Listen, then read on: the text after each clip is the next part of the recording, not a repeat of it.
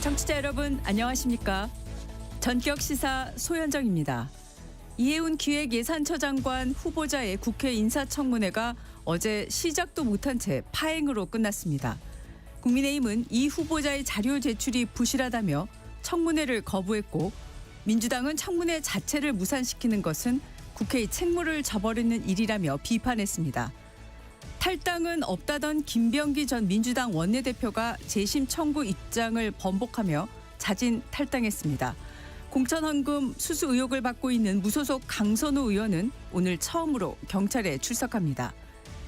민주당 이성윤 최고위원, 배준영 국민의힘 의원 차례로 만나 주요 정치 현안에 대한 여야 입장 들어보겠습니다.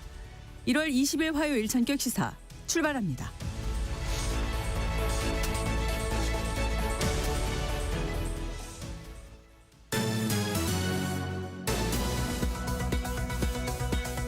화요일 뉴스 브리핑 시작하겠습니다. 세계일보 이현미 기자, 안녕하세요. 안녕하세요. 네, 오프닝에서도 말씀드렸는데 어제 결국은 청문회장도 이 후보자가 들어가지도 못한 채 그냥 파행이 됐죠. 네, 이해운 기획예산처 장관 후보자에 대한 인사청문회는 국회 재정경제기획위가 맡고 있는데 어제 재경위 회의는 열렸지만 인사청문회는 열리지 않았습니다. 당초 여야가 합의한 인사청문회 날짜와 시간이 어제 오전 10시였는데요. 이 합의대로 회의를 열었지만 국민의힘 소속 이미자 위원장이 이 후보자가 자료를 제대로 안 냈다면서 청문회 개최 안건을 상정해주지 않았습니다. 이로 인해 여야 의원들의 설전만 계속됐는데 국민의힘과 개혁신당은 이 후보자의 자료 제출률이 15%라며 청문회 개최가 불가능하다고 지적을 했고, 민주당은 일단 청문회를 연 뒤에 그건 이 후보자에게 물어보면 될 일이라고 맞섰습니다. 이렇게 여야 대치가 계속되자 임 위원장은 양당 간사에게 청문회 개최 여부에 대해 추가 협의를 하라고 주문하면서 일단 정회를 선포했습니다. 하지만 여야 간사들도 이견을 좁히지 못하면서 결국 청문회 속개가 무산됐고요.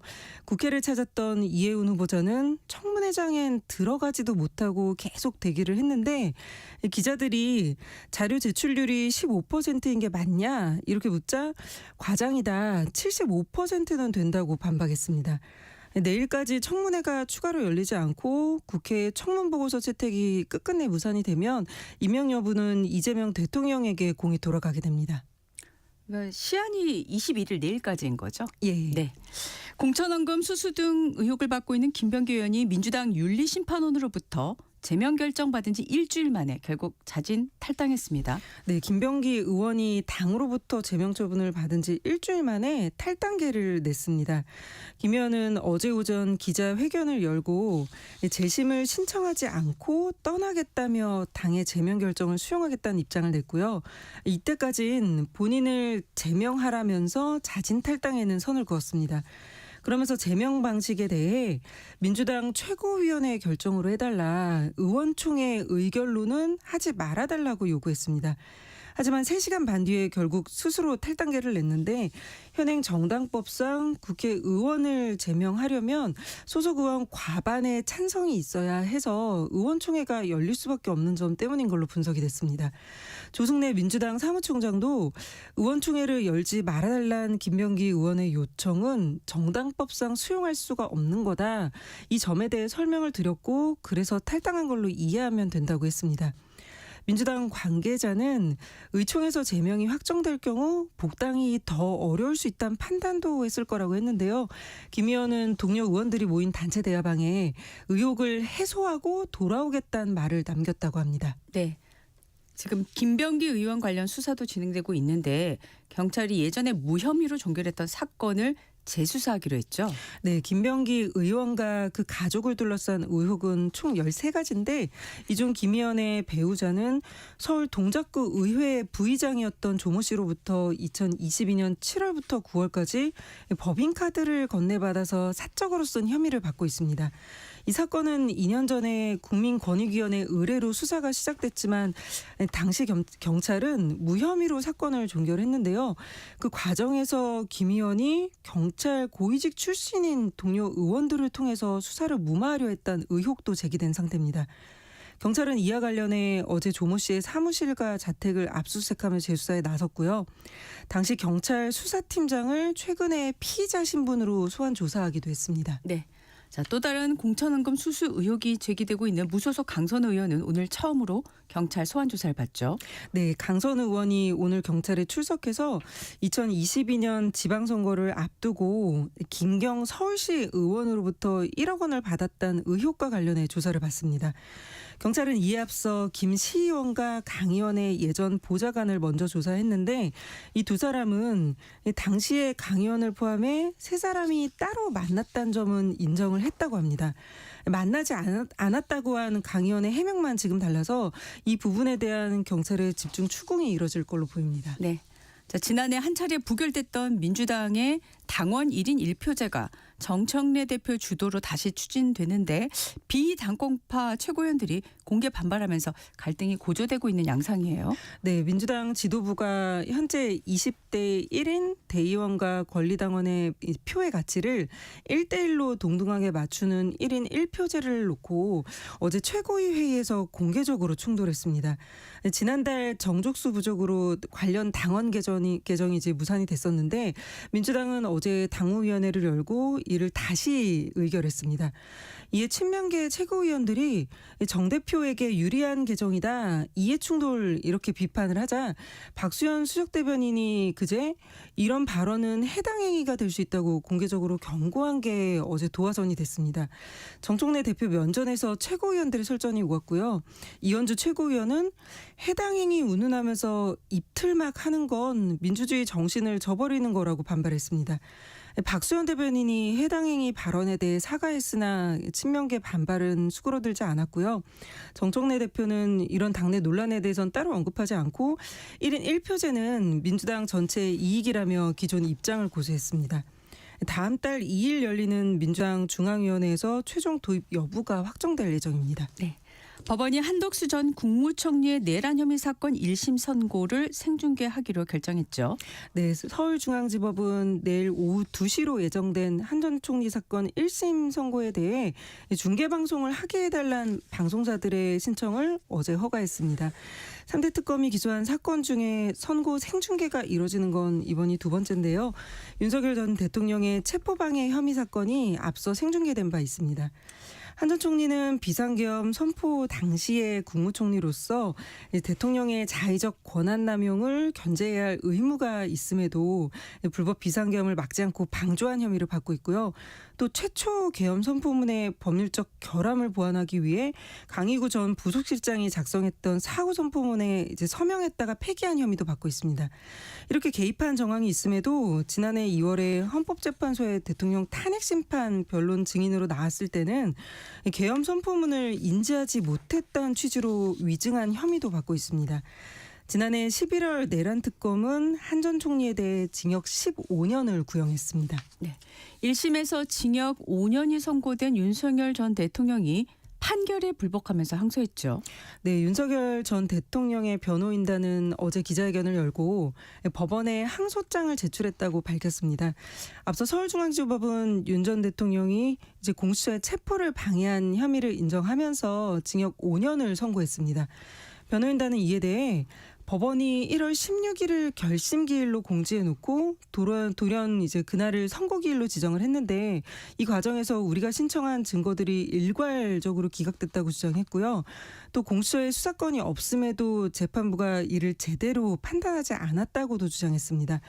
변호인단은 2심을 맡을 가능성이 높은 내란 전담 재판부에 대해선 법적 조치를 하겠다면서 위헌 법률 심판 청구가 될 수도 있고 이게 기각이 되면 헌법 소원까지도 고려하고 있다고 했습니다. 네. 자, 나라 밖 소식을 알아보면 스페인에서 마주 오던 고속열차 2대가 정면 충돌을 해가지고 지금까지 39명이 숨지는 정말 대형 참사가 발생했어요. 네, 우리 시간으로 어제 새벽에 스페인 남부 코르도바주라는 곳에서 열차 2대가 충돌하는 사고가 일어났습니다. 한 열차의 꼬리 부분이 이제 달리던 와중에 갑자기 탈선하면서 반대선로에서 오던 다른 열차의 머리 부분과 충돌을 했는데 각각 200명과 300명 정도의 승객이 타고 있었습니다. 지금까지 확인된 사망자는 이제 한 명 더 늘어서 40명이 됐고 부상자는 120명이 넘는데요. 중상자가 많아서 사망자는 더 늘어날 걸로 보입니다. 특히 충돌과 함께 열차의 2개 칸이 튕겨져 나갔고 이게 언덕 아래로 굴러떨어졌습니다. 추락한 열차의 경우 차체 훼손이 심해서 내부 생존자 수색과 구출에 어려움을 겪고 있다고 합니다. 우리 외교당국은 아직 한국인 피해자는 파악된 바 없다고 했고요. 스페인 당국은 직선 선로에서 열차가 탈선한 건 이례적이라면서 사고 원인은 조사 중이라고 밝혔습니다. 네. 자, 뉴스브리핑 오늘은 여기까지 듣겠습니다. 세계일보 이현미 기자였습니다. 고맙습니다. 감사합니다. 전격시사 듣고 계신 지금 시각은 7시 15분입니다. 이어서 교통정보 듣고 돌아오겠습니다. 네, 서운 한파가 찾아온 화요일 출근길 사고가 잇따르고 있는데요. 중부 내륙고속도로 창원 쪽으로 창녕 부근에서는 화물차 관련 사고가 나면서 조금 전까지는 전차로가 막혀 있었습니다. 현재는 1차로와 갓길에서 처리 작업이 진행 중인 만큼 이 사이를 이용해 차량들이 빠져나가고 있는데요. 구분길에 대형 차량들이 많이 지나고 있어 2차 사고 위험이 높습니다. 주의해서 지나셔야겠습니다. 이 여파바다 창녕나들목 일대로는 정체가 매우 심한 만큼 미리 현풍나들목에서 5번 국도로 우회하시는 것도 좋겠습니다. 중앙고속도로 지선 김해 쪽으로 남양산 부근에서도 사고가 나면서 2, 3, 4차로를 막고 처리하고 있는데요. 이 때문에 경부고속도로 부산 방면으로도 양산 졸음쉼터 이전부터 정체가 심합니다. 서울시내 올림픽대로 공항 쪽으로 잠실대교 부근 1차로와 반대 하남 쪽으로 가양대교 부근 2차로에서도 각각 사고가 났고요. 노들길 현충원 방면으로 양화대교 부근 1차로에서도 사고를 처리하고 있습니다. 그 밖에 강변북로에서도 구리 방면으로 서강대교 부근 4차로에서 사고가 났습니다. KBS 교통정보센터에서 김민희였습니다.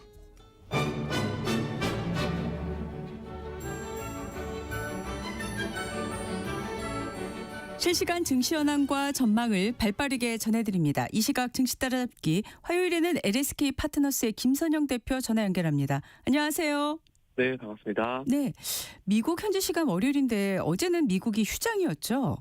네, 어제 미국 증시는 마틴 루터 킹 데이로 휴장을 하루 했습니다. 그래서 일단 어제 미국 증시는 열리지 않았고요. 대신에 네. 이제 아시아 증시랑 그 유럽 증시 좀 잠깐 살펴보면은 아무래도 최근에 이제 그린란드 사태가 좀 발생을 하면서 그 이슈가 유럽 증시에 영향을 좀 미치고 있는 것 같습니다. 그래서 조금 이제 어느 정도 영향을 받았다고 보시면 될 것 같고요. 네. 아시아 같은 경우도 사실은 이제 우리나라를 제외하고는 나머지 국가들 뭐 인도나 일본이나 홍콩 같은 경우는 어제 좀 좋지 못한 모습을 보였어요. 그래서 최근에 어쨌든 아시아 증시 중에서도 아니죠. 이게 전 세계 증시로도 이제 우리나라 증시가 전 세계 증시를 압도하는 모습을 보이고 있다라는 게 어제는 가장 큰 포인트였던 것 같습니다. 네. 자, 최근 한 자료를 보니까 미국에 가장 많이 투자한 국가가 우리나라다. 이런 통계가 있네요. 네, 이거 사실 저도 이거 재무부 자료 가지고 한번 살펴봤는데 이 내용이 맞더라고요. 미국 재무부가 발표한 내용인데 이제 외국인 미국 증권 투자 내역이라는 자료가 있어요. 그래서 거기 통계를 분석한 한 결과에 따르면 작년 1월부터 11월 달까지 우리나라 투자자들이 미국 주식을 총 663억 달러, 하나로 98조 원 정도를 순매수했다라는 그런 내용이 나왔습니다. 이것도 보통 특수성 있는 뭐 케이먼 군도나 아일랜드를 제외하면은 미국 재무부가 집계한 77개 나라 국가 중에 가장 큰 규모다라고 좀 보시면 될 것 같고요. 이게 사실은 이제 최대 순매수국을 통계를 한 게 제가 알기로는 2020년인 것 같은데 그때 이후에 우리나라가 제일 큰 순매수 국가에 올라간 것은 처음이다라는 그런 내용이고 전체 순매수의 11%를 우리나라가 차지했다는 내용 보면은 확실히 우리나라 분들이 미국 주식에 투자를 또 열심히 잘 하고 계신 것 같다라는 생각이 좀 듭니다. 네. 자, 최근 그린란드 사태가 불거지고 있는데 미국 시장도 힘을 못 내고 있는 것 같아요. 네, 확실히 일부 해외 언론에서는 미국과 EU 간의 뭐 무역 전쟁이 시작됐다라는 그런 평을 내놓으면서 갈등을 좀 부각시키는 부분이 좀 분명히 있는 것 같아요. 이것 때문에 이제 유로화는 2개월 만에 최저치 수준으로 떨어지고 안전자산이 금값 같은 경우도 지속적으로 계속 올라가는 모습을 보이면서 좀 시장 자체가 좀 불안불안하다라는 그런 심리가 좀 많이 들어오고 있는 것 같습니다. 그래서 일단 이 내용은 어쨌든 뭐 그냥 참고 정도만 하시면 될 것 같은데 결국 뭐 정치적 이슈예요. 그래서 일단 이것과 상관없이 투자는 그대로 이어가시면 될 것 같다는 생각을 가지고 있습니다. 어쨌든 이 그린란드 사태로 인해서 이른바 셀 아메리카 우려가 재부상되고 있다고 하는데요. 네, 뭐 이런 조금 부정적인 이슈가 나올 때마다 보통 세라미카를 되게 많이 진행하는데요. 사실 이 핵심 이슈를 좀 파고 들어가면 결국은 이제 또 중국이라는 국가가 뭐 최종적으로 있더라고요. 그래서 결국은 이제 중국의 어떤 세계로의 어떤 확장을 제한하기 위한 미국의 어떤 액션이다라고 보고 있는데, 결국 사실은 그러면 이제 이렇게 생각할 수 있어요. 오케이, 그러면 이제 미국을 팔고 어디로 갈 것인가라는 그런 질문을 던졌을 때, 확실히 뭐 견조한 성장세를 이어가는 미국 자본시장을 대체할 수 있는 국가나 지역이 있을까에 대한 부분은 여전히 의문이거든요. 우리나라 증시가 아무리 좋다 하더라도 우리나라 증시가 미국에 대한 경제 규모가 있기 때문에 뭐 그 물량이 우리나라로 들어올 가능성은 거의 많지 않아요. 뭐 일부는 들어와서 뭐 긍정적인 부분을 비치겠지만 미국을 대체할 수 있는 투자처는 사실 없기 때문에 이런 걱정은 너무 과하다는 평가를 하고 있고요. 이런 단기적인 이슈 때문에 뭐 미국 투자를 거둬들인다라고 하는 건 조금 문제가 있는 내용이 아닌가라고 생각하고 있습니다. 네. 자, 우리 증시를 보면 어제 우리 증시가 12일 연속 상승해서 또 새 역사를 썼어요. 네, 어제 종가 기준으로 코스피는 1.32% 급등했고요. 이제 어제는 또 다행인 게 코스닥 같은 경우도 1.44% 같이 급등 마감했습니다. 일단 기자님 말씀하신 대로 코스피 같은 경우는 12영업일 연속으로 상승 마감했어요. 뭐 새로운 역사를 갈아치웠는데 참고로 역대 연속 상승 기록이 1984년에 한 번 있었고요. 13거래 연속 한 번 있었고 2019년도에 그 해에 두 번 있었어요. 13거래 연속 상승이 두 번 있어서 총 3번 있었는데, 만약 오늘도 상승 마감하면은 하이 기록이고요. 그리고 내일까지 이어지면 새로운 역사가 기록이 되는데, 이게 또 되게 재밌는 게 지금 5,000포인트까지 100포인트 남았습니다. 근데 네. 오늘 하루 만에 100포인트가 올라갈 것 같지는 않고요. 오늘 내일 나눠서 만약 올라간다라고 봤을 때는, 만일 내일까지 상승한다라고 가정하고 보면은 내일은 14거래일 연속 상승이라는 대기록과 함께 5,000포인트라는 기록이 나올 수 있는 게 아마 내일이 되지 않을까라는 평가를 하고 있어서 어쨌든 요건 참고하시면 될 것 같고요.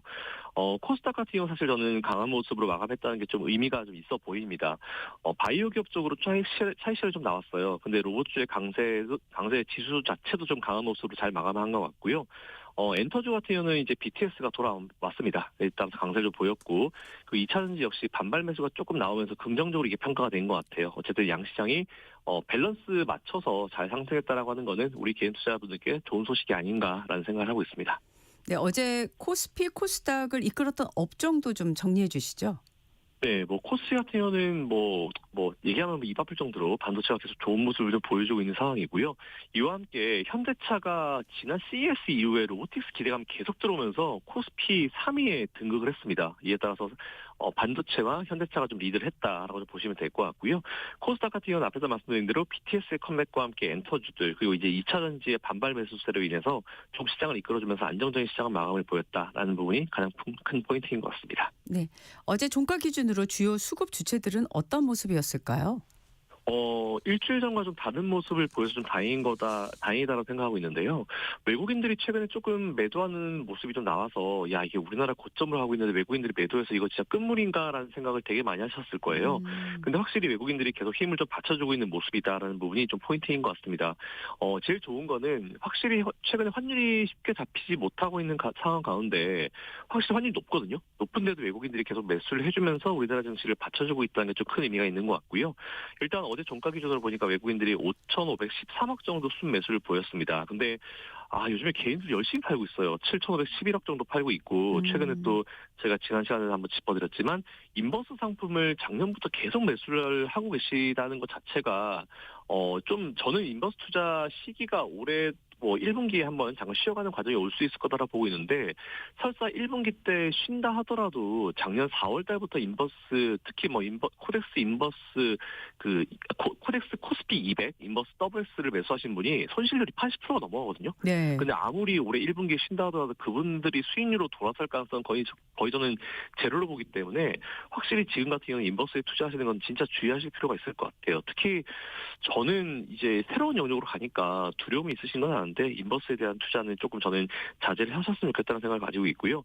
개인이 7,511억을 순매도했다라고 하는 거는 아무래도 대형주들 위주, 그리고 이제 좀 차익 시연을 하는 느낌이 좀 있는 것 같은데, 어쨌든 본인 계좌를 컨트롤함에 따라서 차익 시연하고 매수하는 전략을 취하시는 거는 나쁘지 않다라는 생각을 가지고 있고, 대신에 그 차익 실현한 거를 미국으로 넘어가시는 거는 올해는 굉장히 큰 실수가 될 것 같다라는 생각을 가지고 있습니다. 그렇군요. 자, 현대차가 시총 3위에 등극을 했는데 이 추세 언제까지 갈까요?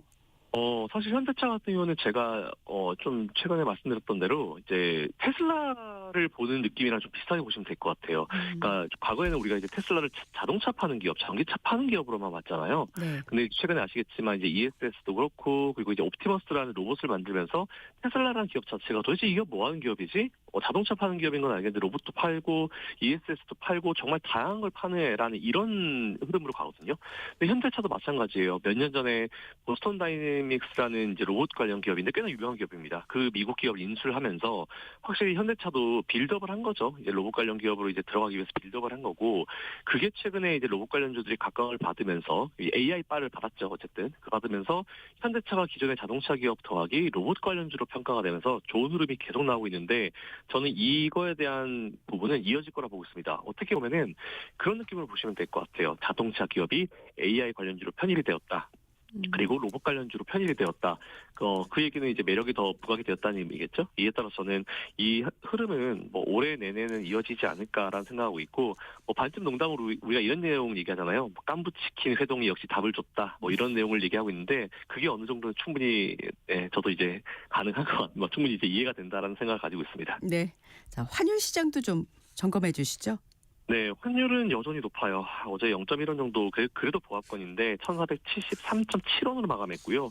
이게 좀 시원하게 좀 하락을 해줬으면 좋겠는데 환율 시장은 사실 이게 단기간 내에 쉽게 컨트롤될 수 있는 시장은 아니기 때문에 일단 이 흐름을 우리가 좀 지켜보시되 제일 중요한 거는 결국 우리가 환율 시장에 걱정하는 거는 외국인들이 떠날 수 있을 거다라는 그런 두려움 때문인데 여전히 높은 환율에도 외국인들이 우리나라 시장 내에서 그대로 이제 자금들을 컨트롤해주고 있으니까 이거에 대한 걱정은 크게 하실 필요가 없을 것 같습니다. 네. 화요일 우리 증시 어떻게 대응해야 할까요? 네, 오늘 우리나라 증시도 좀 역사적인 어떤 분위기를 만들 수 있을 것 같아요. 근데 제가 꼭 올해는 말씀드리고 싶은 거는 올해 여러분들이 투자하실 때 딱 두 가지 버리셔야 되는 게 있습니다. 첫 번째 차트고요. 두 번째는 밸류에이션이라는 단어 버리셔야 됩니다. 왜냐하면 밸류에이션 따지고 차트 따지면요. 매수 못 하거든요. 삼성전자 매수 못 합니다. 그래서 올해는 다른 것보다는 여러분들이 투자하시는 그 기업이 주로 어떤 제품을 판매하고 그 제품을 과연 소비자들이 얼마나 수요를 가지고 땡기냐. 그게 사실 제일 중요하기 때문에 올해는 차트랑 밸류에이션이라는 단어 버리시고 그 기업의 성장성을 잘 평가하셔가지고 투자를 이어가시면 될 것 같다는 말씀으로 정리하겠습니다. 네, 화요일 이 시각 증시 따라잡기 LSK 파트너스 김선영 대표와 함께했습니다. 저희는 목요일에 뵙겠습니다. 고맙습니다. 감사합니다. 이어서 오늘의 날씨 알아보겠습니다.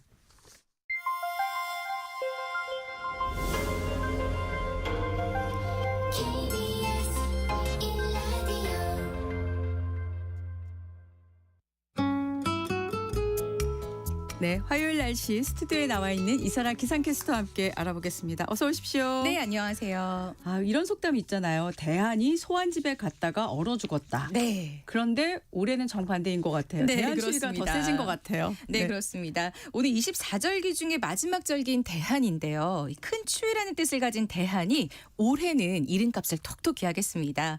현재 강원도 철원군 근남면 영하 19.6, 경기도 과천이 영하 16.2, 서울이 영하 11.6도로 어제보다 크게는 10도 이상이나 뚝 떨어져 경기 북동부와 강원 영서에는 한파경보가, 그 밖에 중부와 전북, 광주, 대구, 경북에는 한파주의보가 내려져 있습니다. 여기에 찬바람이 더해져 한파특보 지역은 체감온도가 실제 기온보다 5도 이상 더욱 낮습니다. 오늘은 한낮에도 서울이 영하 3도, 철원이 영하 4, 청주가 영하 2, 광주가 영상이, 대구가 4도로 중부지방은 영하권에 머물겠습니다. 네. 오늘 기점으로 이번 겨울 들어서 가장 길게 네. 한파가 이어진다고 했는데 언제까지 추울까요? 네, 이번 한파는 적어도 일요일까지 길게 이어질 전망입니다. 네. 이 북극의 차가운 공기가 북쪽 상공으로 남하에 빠져나가지 못하고 장기간 머물기 때문인데요. 서울의 아침 기온 내일은 영하 13도, 모레 목요일은 영하 14도로 이번 겨울 들어 가장 추운 날씨가 이어지겠고, 이 금요일과 주말에도 영하 10도 안팎의 강추위는 계속됩니다. 이 중부지방을 중심으로 당분간 한파특보가 지속되겠고요. 바람도 강하게 불어서 체감 온도는 더욱 낮아 매우 춥겠습니다. 네. 자, 강력한 추위가 일요일까지 길게 이어진다고 하니까 들으시는 분들 다 대비를 잘 하셔야 될 텐데요. 네. 이번 주에 특히 어떤 점들 신경 써야 할까요? 네, 한파가 예상될 때는 외출 전에 기상 정보를 꼼꼼히 확인하는 게 좋습니다.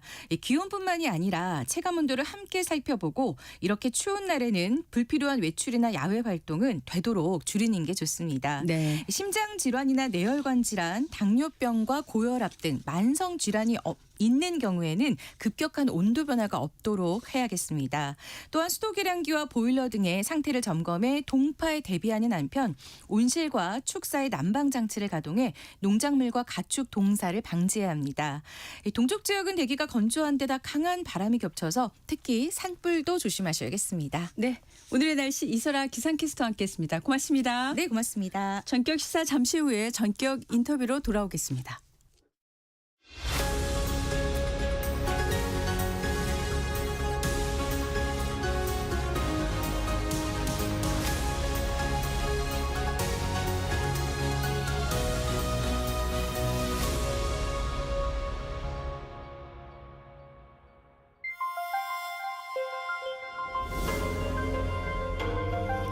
KBS 1라디오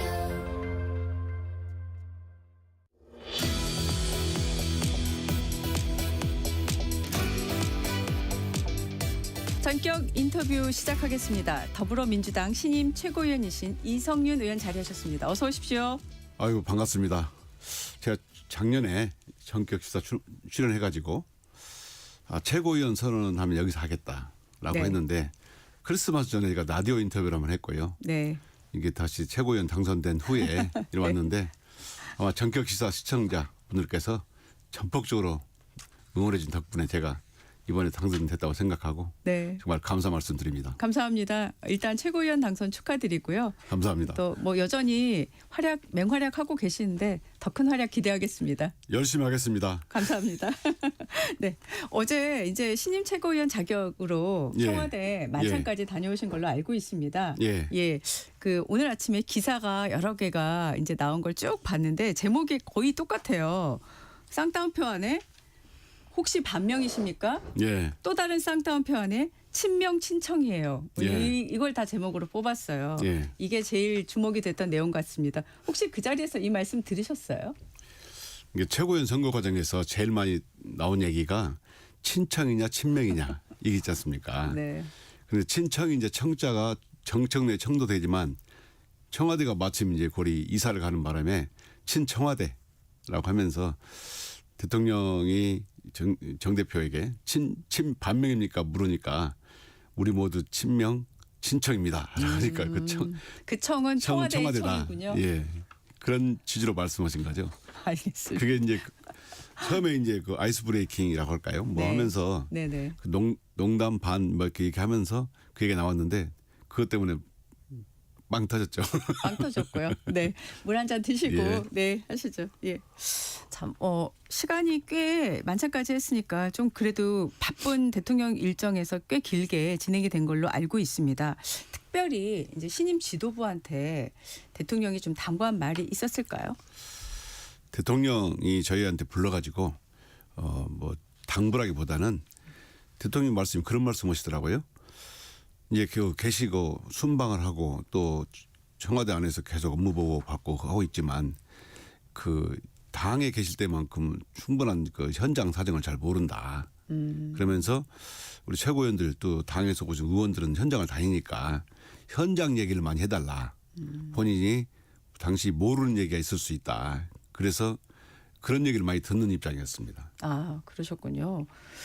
자, 이 지금 어제 이제 그 만찬은 특히 이제 또 내일은 또 신년 기자회견이 있고 하기 때문에 예. 특별히 더 주목을 받을 수밖에 없었는데 현안 관련 얘기를 쭉 하면서 중간중간에 한번 여쭤보겠습니다. 일단 오늘 검찰개혁 후소관과 관련해서 공청회를 겸한 정책의총이 예정돼 예. 있죠. 자, 어제 만찬 자리에서도 이 관련한 이야기가 있었다고 전해지던데요. 오늘 공청회가 있는데요. 우리 그 의총 정책의총을 겸해서 정부가 만든 그 공수처법, 중수청법 개정안에 대해서 우리가 약간 토론회 공청회를 갔는데 어제 검찰개혁 방안에 대해서 약간 얘기는 했지만 말미에 아마 오늘 이런 토론회가 있습니다. 공청회가 있습니다라고 얘기했던 것 같고요. 뭐 이거에 대해서 뭐 깊은 얘기는 안 했습니다. 네. 그리고 다만 오늘 공청회가 결국은 이제 정부에서 이제 중수청법, 검찰 공소청법을 만들었지만 네. 입법 예고한 것이니까 얼마든지 수정 가능하잖아요. 네. 그래서 오늘 의원들이 네. 참여하고 네. 법안을 작성했거나 자문위원들이 와가지고 찬반 토론을 하는 거죠. 국민들한테 이제 솔직하게 이 법이 어떻게 해서 만들어졌고 무슨 의미고 이거를 이제 의원들도 묻고 찬반 양론의 입장에 있는 사람들이 답을 하고 이런 공청회를 갖는 겁니다. 네. 초안을 보시고서 의원님은 어떤 생각 드셨어요? 초안을 보고 느낀 것은 어차피 이제 그 경찰, 행정안전부, 행안부 산하로 두는 건데 네. 이렇게 그 수사사법관하고 전문 수사관으로 구분할 필요가 있을까? 이 두 가지 계층 구조가 지금 현재 검찰도 그렇거든요. 검사하고 수사관 나눠져 가지고 수사관이 검사가 될 수 없잖아요. 그렇죠. 이런 구조가 그대로 옮겨온 거 아닌가? 흔히 어떤 분들은 뭐 검찰 재취업 이런 말도 쓰던데 네. 그런 구조를 그대로 좀 담은 느낌이 들어서 이건 좀 맞지 않다 이런 생각을 가졌습니다. 그럼 의원님은 전문 수사관, 그러니까 경찰로만 중수청이 돼도 괜찮다 이런 생각이신 건가요? 원래 중수청 소속은 사법경찰관이니까요. 네. 거기에 이제 그 급수 행정 직급에 따른 네. 급수가 있겠지만 네네. 이원화된 조직은 맞지 않다. 뭐 입법, 사법, 행정을 나눠주는 거기에 취지도 맞지 않고 또 거기에 사법관이란 말이 듣는 것이 좀 그렇습니다. 명칭도 문제가 있다. 예. 공소청의 보안 수사권 존치에 대해서는 어떻게 생각하십니까? 저는 일관되게 보안수사권은 맞지 않다. 네. 이제 보안수사권이라는 말에 사람들이 이제 마치 있는 것처럼 얘기하는데 지금 형사소송법은 검사가 수사할 수 있도록 돼 있지 않습니까? 그렇죠. 그러면 경찰이 수사해서 송치하면 수사가 미진할 수가 있습니다. 네. 기소할 정도가 아니라고 생각하면 두 가지 방법이 있죠. 하나는 자기가 직접 하는 방법 또는 아니면 이를 직접 수사한 경찰에게 이거 좀 보강해 주세요라고 요구할 수 있는 방법이 있죠. 자기가 직접 하느냐 다른 분한테 요구하느냐 이건데 결국 검사가 직접 하는 것을 보안 수사라고 하고 또 경찰한테 이거 좀 해주세요라고 요구하는 것을 보안 수사 요구라고 그러는데요. 법에는 없지만 저는 검찰이 수사와 기소 분리 약은 약사에게 진료는 의사에게 하듯이 수사는 경찰이 하고 기소는 검찰이 공소청이 한다. 이런 네. 기소 수사 분리 원칙에 좀 충실하려면 보안수사권 문제는 직접 수사를 하는 것은 맞지 않다. 이렇게 생각합니다. 그럼 보안 수사 요구권은 어떻습니까? 보안수사 요구는 할 수 있죠. 그런데 이제 지금 수사 실정이 경찰이 대부분 정도 현재는 다 수사하고 있고 경찰에서 수사하고 송치를 하면 보안수사를 요구합니다. 그러면 경찰이 어떻게 하느냐. 원래 검찰에서 가지고 있는 사건이 경찰에 보안수사 요구하는 순간 사건 번호가 지어져요. 그랬더니 검사는 사건을 종결시킨 거죠. 또 경찰에 오면 원래 수사는 자기가 수사를 끝냈는데 다시 수사를 하라고 그러면 약간 싫어하죠. 자기는 부족한 것이 없다고 생각했는데 네네. 그럼 그게 후순위로 밀려요. 그러면 경찰도 검찰도 관심이 없는 결국 국민들만 피해가 보게 되거든요. 네. 그래서 이런 보안수사 요건을 준다 하더라도 사건을 국민을 위해서 빨리 관심을 갖고 해결할 수 있는 종결시킬 수 있는 방안을 차지하죠. 네.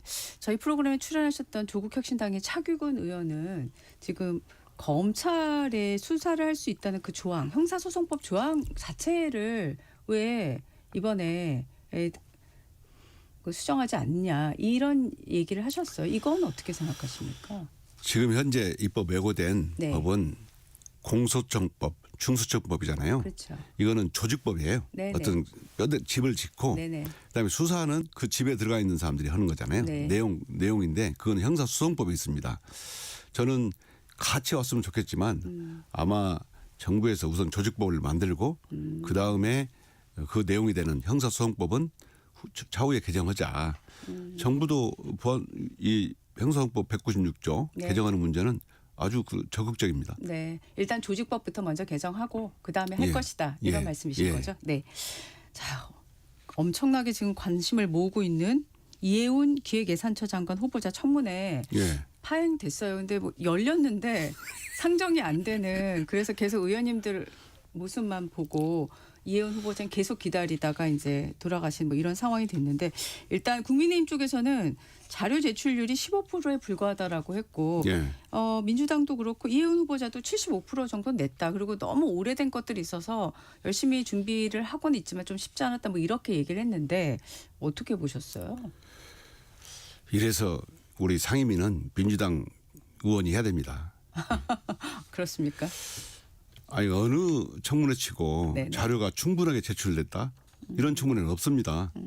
다 청문회 처음 시작하면 네. 첫 번째가 뭐냐면 자료 제출 요구해요. 그게 뭐 2시간 3시간도 하고 자료 제출이 부실하면 뭘 해야 됩니까? 본인한테 직접 추궁하면 되지 않습니까? 이해운 청문회는 여야가 다 합의했고요. 네. 하기로 한 겁니다. 근데 어제 갑자기 안 했잖아요. 이게 자기들이 뭔가 캥기력이 있거나 또는 하기 싫거나 둘 중에 하나 아닐까요? 저는 이 원장을 포함한 국힘의 직무유기라고 생각합니다. 직무유기다. 네. 네. 이게 지금 오늘도 할지 안 할지를 모르는 건데 그 청문회 그 일정상 청문 보고서 채택 시한이 내일 21일까지로 지금 알고 있습니다. 그리고 21일에는 대통령 신년 기자회견이 있는데, 그래서 이제 사실상 오늘이 청문회를 열 수 있는 마지막 시한 아니냐 이런 관측들이 나오고 있는데요. 지금 민주당에서는 이 지금 오늘 청문회 일정을 어떻게 가져가려고 좀 논의된 바가 있으면 좀 말씀을 해주시죠. 그 간사 네네. 박수영 간사하고 네. 정태호 간사가 네네. 열심히 지금 소통을 하고 있다고 그래요. 근데 어제 이제 이해운 후보자 측에서 자료를 좀 냈고 그 자료를 어제 검토해보고 예. 오늘 결정을 해서 할 것인지 말 것인지 결정한다고 그러는데요. 네. 민주당은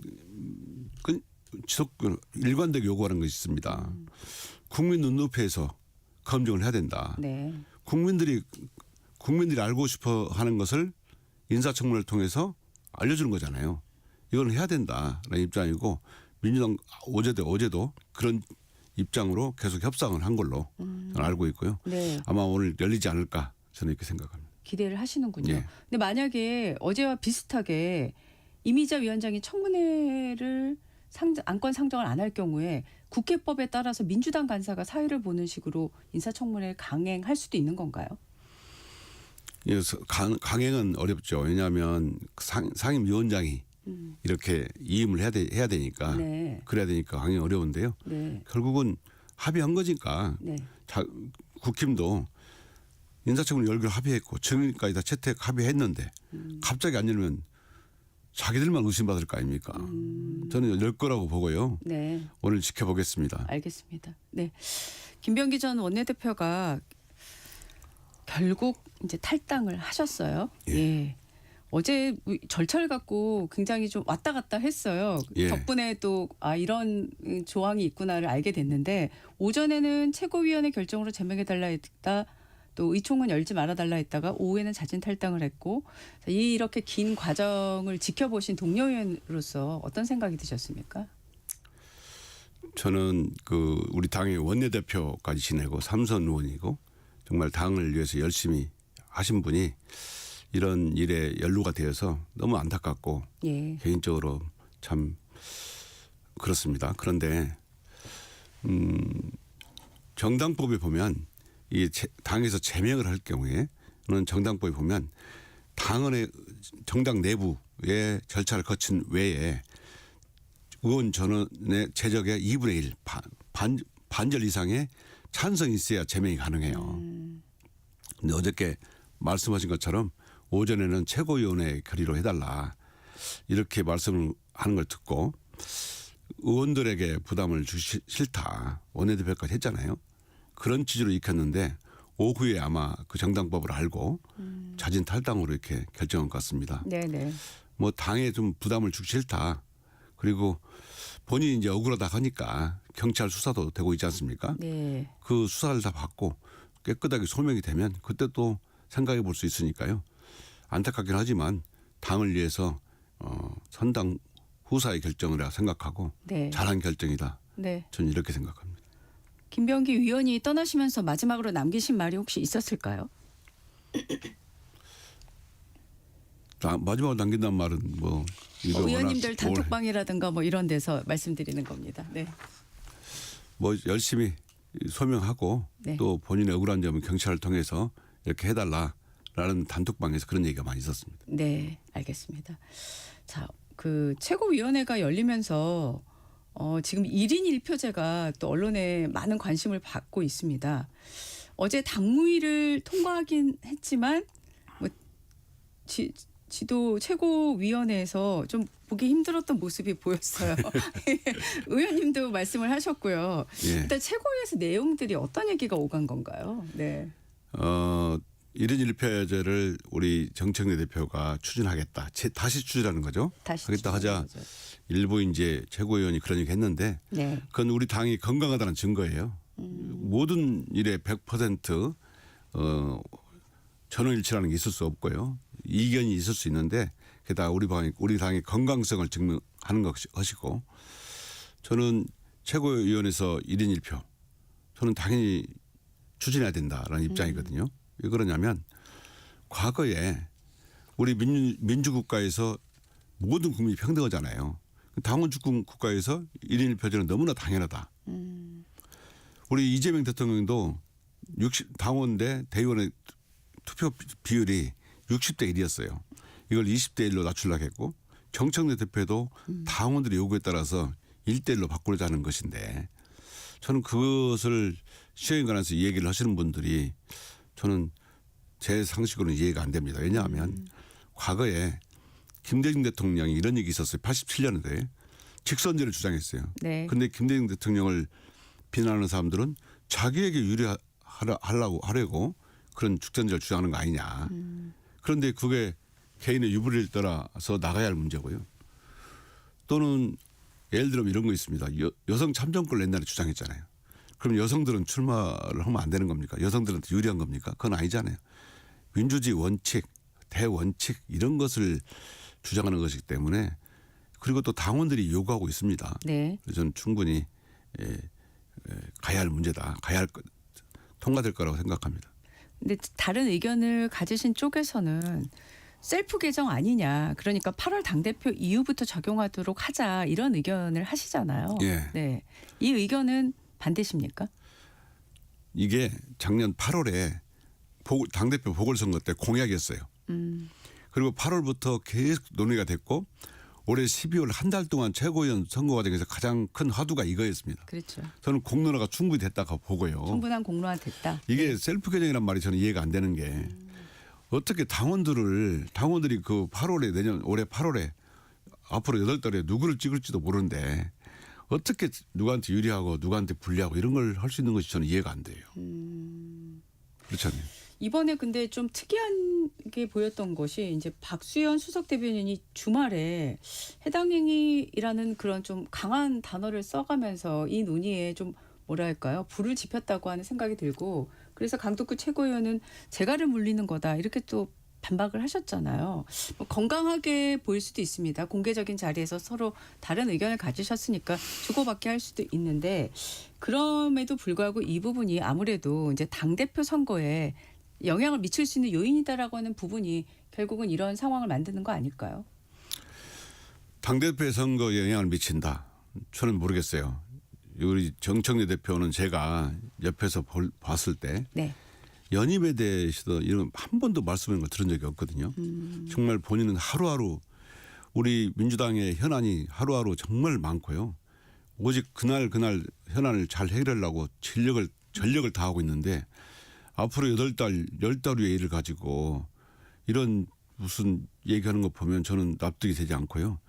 저는 지금 이 시간에는 오직 개혁 완수, 내란 청산 그리고 6월 지방선거 승리를 위해서 정말 저희가 법제도적인 완수를 해야 되거든요. 네. 그걸 해야 되고 그래야만 통해서 이재명 정부의 성공을 뒷받침하고 여기에 몰두해야 할 때인데 저는 그런 것이 저는 납득이 안 됩니다. 네, 알겠습니다.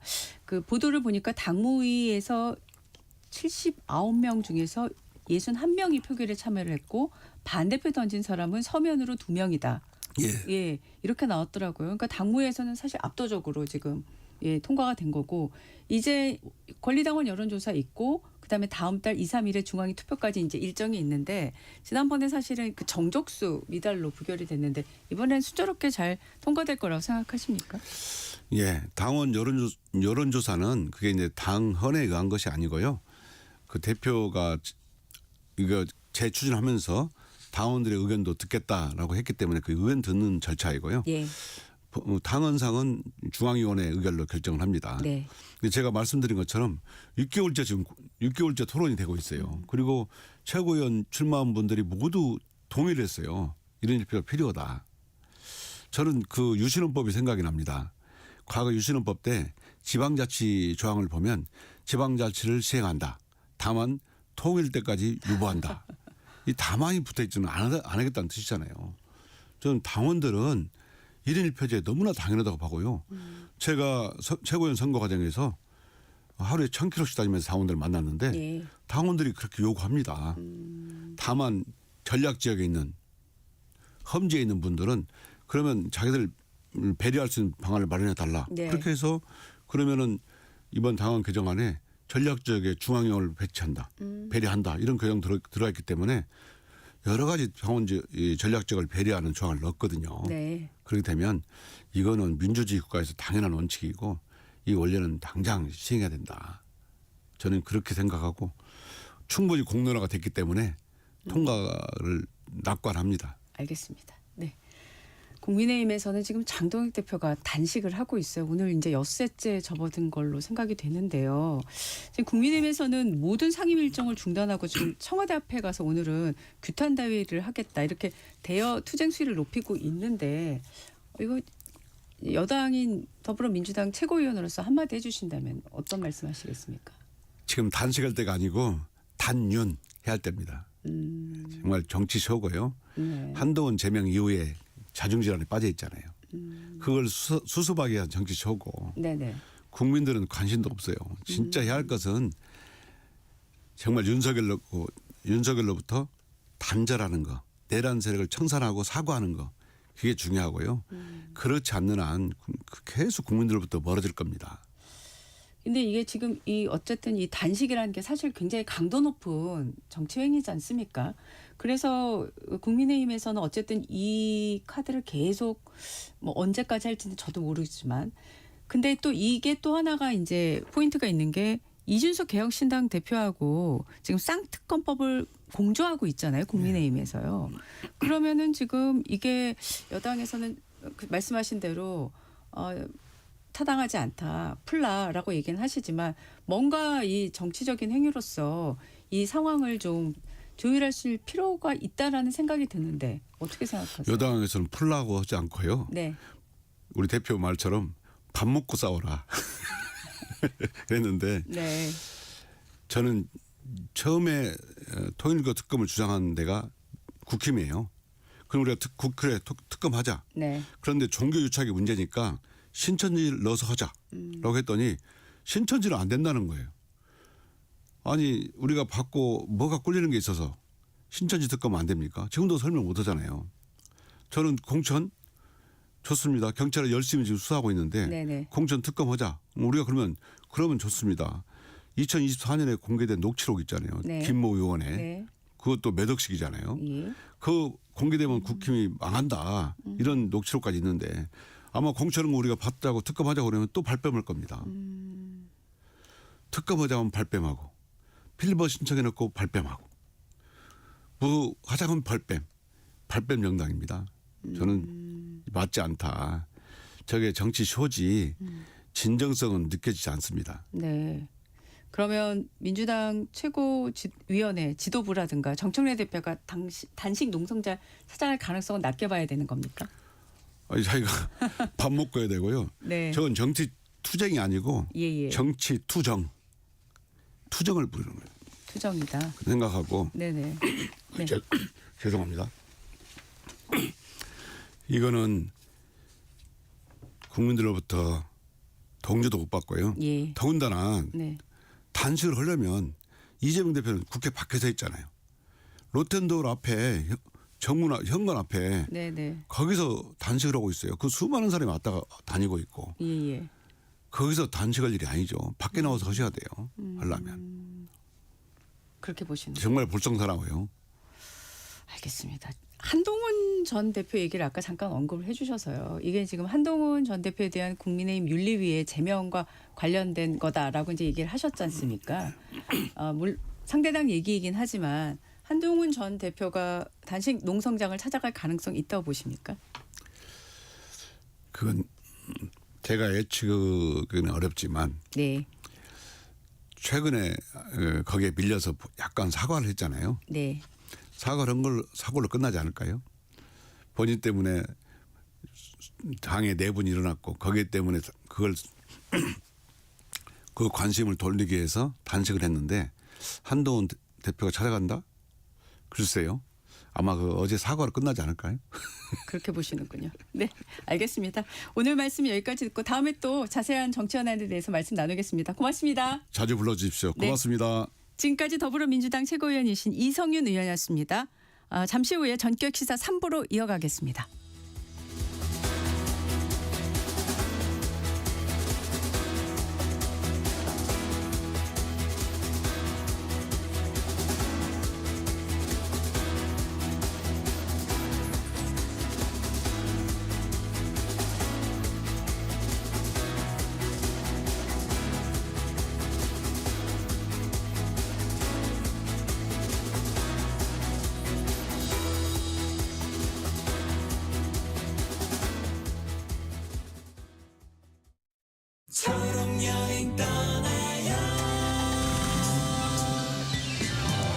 안녕하세요. 조정식 FM 대행진 식디 조정식입니다.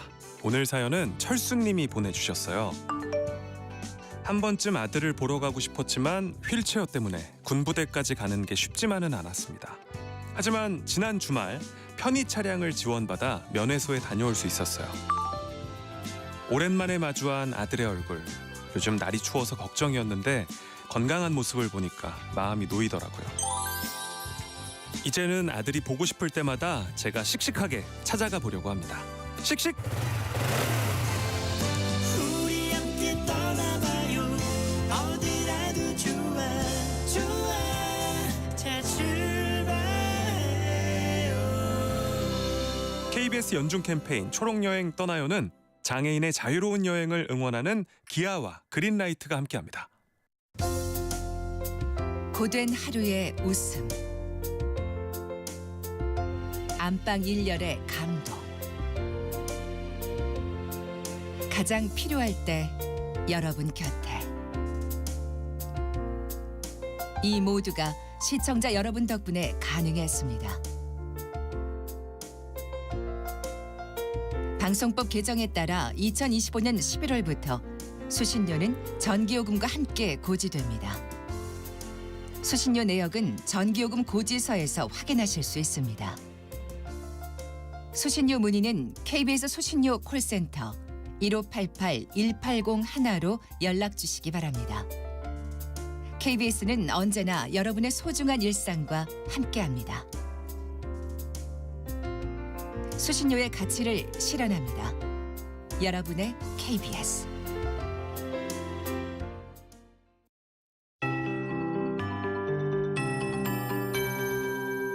KBS 58분 날씨. 오늘 큰 추위라는 절기 대안답게 매서운 한파가 찾아왔습니다. 현재 경기 북부와 강원 내륙과 산지에는 한파 경보가, 그밖에 중부지방과 호남, 경북에는 한파주의보가 발효 중입니다. 현재 기온 강원도 철원 마현리가 영하 20.4도, 파주 판문점이 영하 17.7도까지 뚝 떨어졌습니다. 서울도 현재 영하 11.3도, 찬바람의 체감온도는 영하 15도까지 내려갔습니다. 중부지방을 지방을 중심으로 당분간 한파특보가 길게 이어지겠고요. 내일도 서울의 아침 기온 영하 13도, 모레는 영하 14도까지 낮아지겠습니다.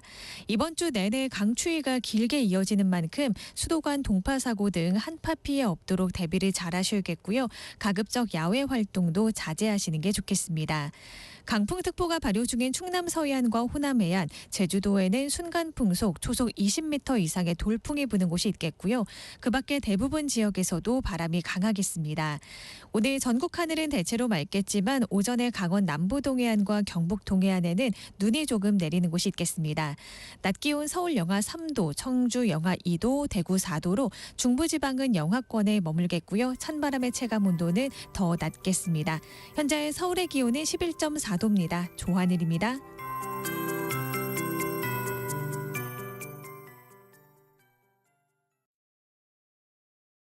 정성을 다하는 국민의 방송 KBS가 8시를 알려드립니다.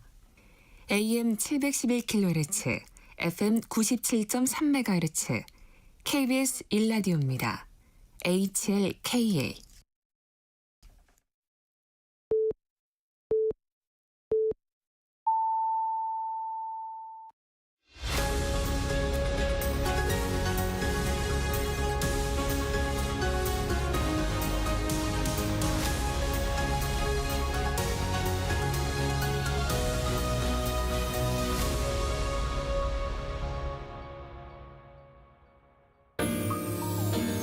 대한민국 중심 채널 KBS 1라디오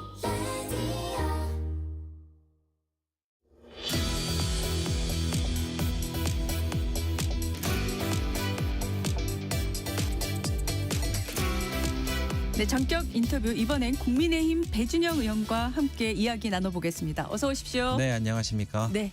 자, 어제 기획예산처 장관 후보자인 이해운 후보자 인사청문회가 결국 열리지 못했는데 지금 자료 제출을 놓고 국민의힘과 더불어민주당 그리고 이 후보자 얘기가 다 다른데요. 지금 어떤 얘기가 맞는 건가요? 우리 당에서는 지금 자료가 15%밖에 제출되지 않았기 때문에 검증할 수 있는 자료 자체가 없기 때문에 진행하기 어렵다는 입장입니다. 네. 근데 후보자 측은 75%를 주장하는데 왜 이런 그 차이가 있는지 저는 잘 압니다. 제가 국무총리 그리고 감사원장 야당으로서 그 간사를 맡아서 했는데 네. 그 제출하는 측은 개인 정보라서 제출할 수 없다라는 그 문구를 달아서 제출한 거 또는 5가지 중에 1가지 정도만 써서 제출한 거 이런 것도 냈다고 카운트를 하는 경우가 많습니다. 그렇군요. 예, 그래서 제가 볼 때는 민주당 쪽에서도 그 후보자가 자료 제출이 좀 미비하다고 이야기하고 있는 것 같은데 그것을 좀 제대로 하지 않으면은 사실상 있으나 마나하는 청문회가 되는 거겠죠. 네. 이런 의견도 있습니다. 청문회를 열어서 지금 말씀하신 미비한 자료에 대한 부분도 더 자세히 검증해야 하는 거 아니냐. 청문회 통해서 이해운 후보자의 어떤 부적격성 이런 부분을 부각해야 되는 거 아니냐 이런 얘기를 하는데 어떻게 생각하십니까? 그것도 뭐 일견 맞는 얘기입니다. 그래서 청문회에 돌아가는 실질적인 사항을 잘 모르시는 분들은 그런 합리적인 말씀을 하실 수 있는데 네. 여태까지 이재명 정부에 와서 청문회가 사실 유명무실하게 진행이 되었단 말이죠. 아까 말씀드린 국무총리나 감사원장 청문회 같은 경우에는 후보자와 민주당이 협조를 안 해서 증인이나 참고인이 한 명도 채택되지 않은 상태에서 진행됐고 총리 후보자 청문회에서도 자료가 한 4분의 1 정도밖에 없었어요. 그래서 이제 이틀 정도 진행하고 그랬는데 진행하고 나면은 민주당이나 후보자 측에서는 진행했다.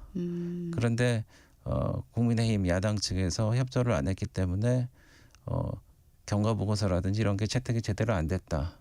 발목 잡기를 했다. 그래서 어쩔 수 없이 뭐 예를 들어서 인사청문 보고서 경과일이 지난 경우에는 그냥 대통령이 임명을 하거나 아니면은 국회 동의를 얻는 경우에는 국회에서 표결로 처리해버리거나 통과 의뢰, 면죄부를 주는 듯한 그런 청문회를 했기 때문에 네. 이번에 어쩔 수 없이 특단의 대책을 이미자 청문위원장이 하셨다. 저는 그렇게 생각합니다. 네.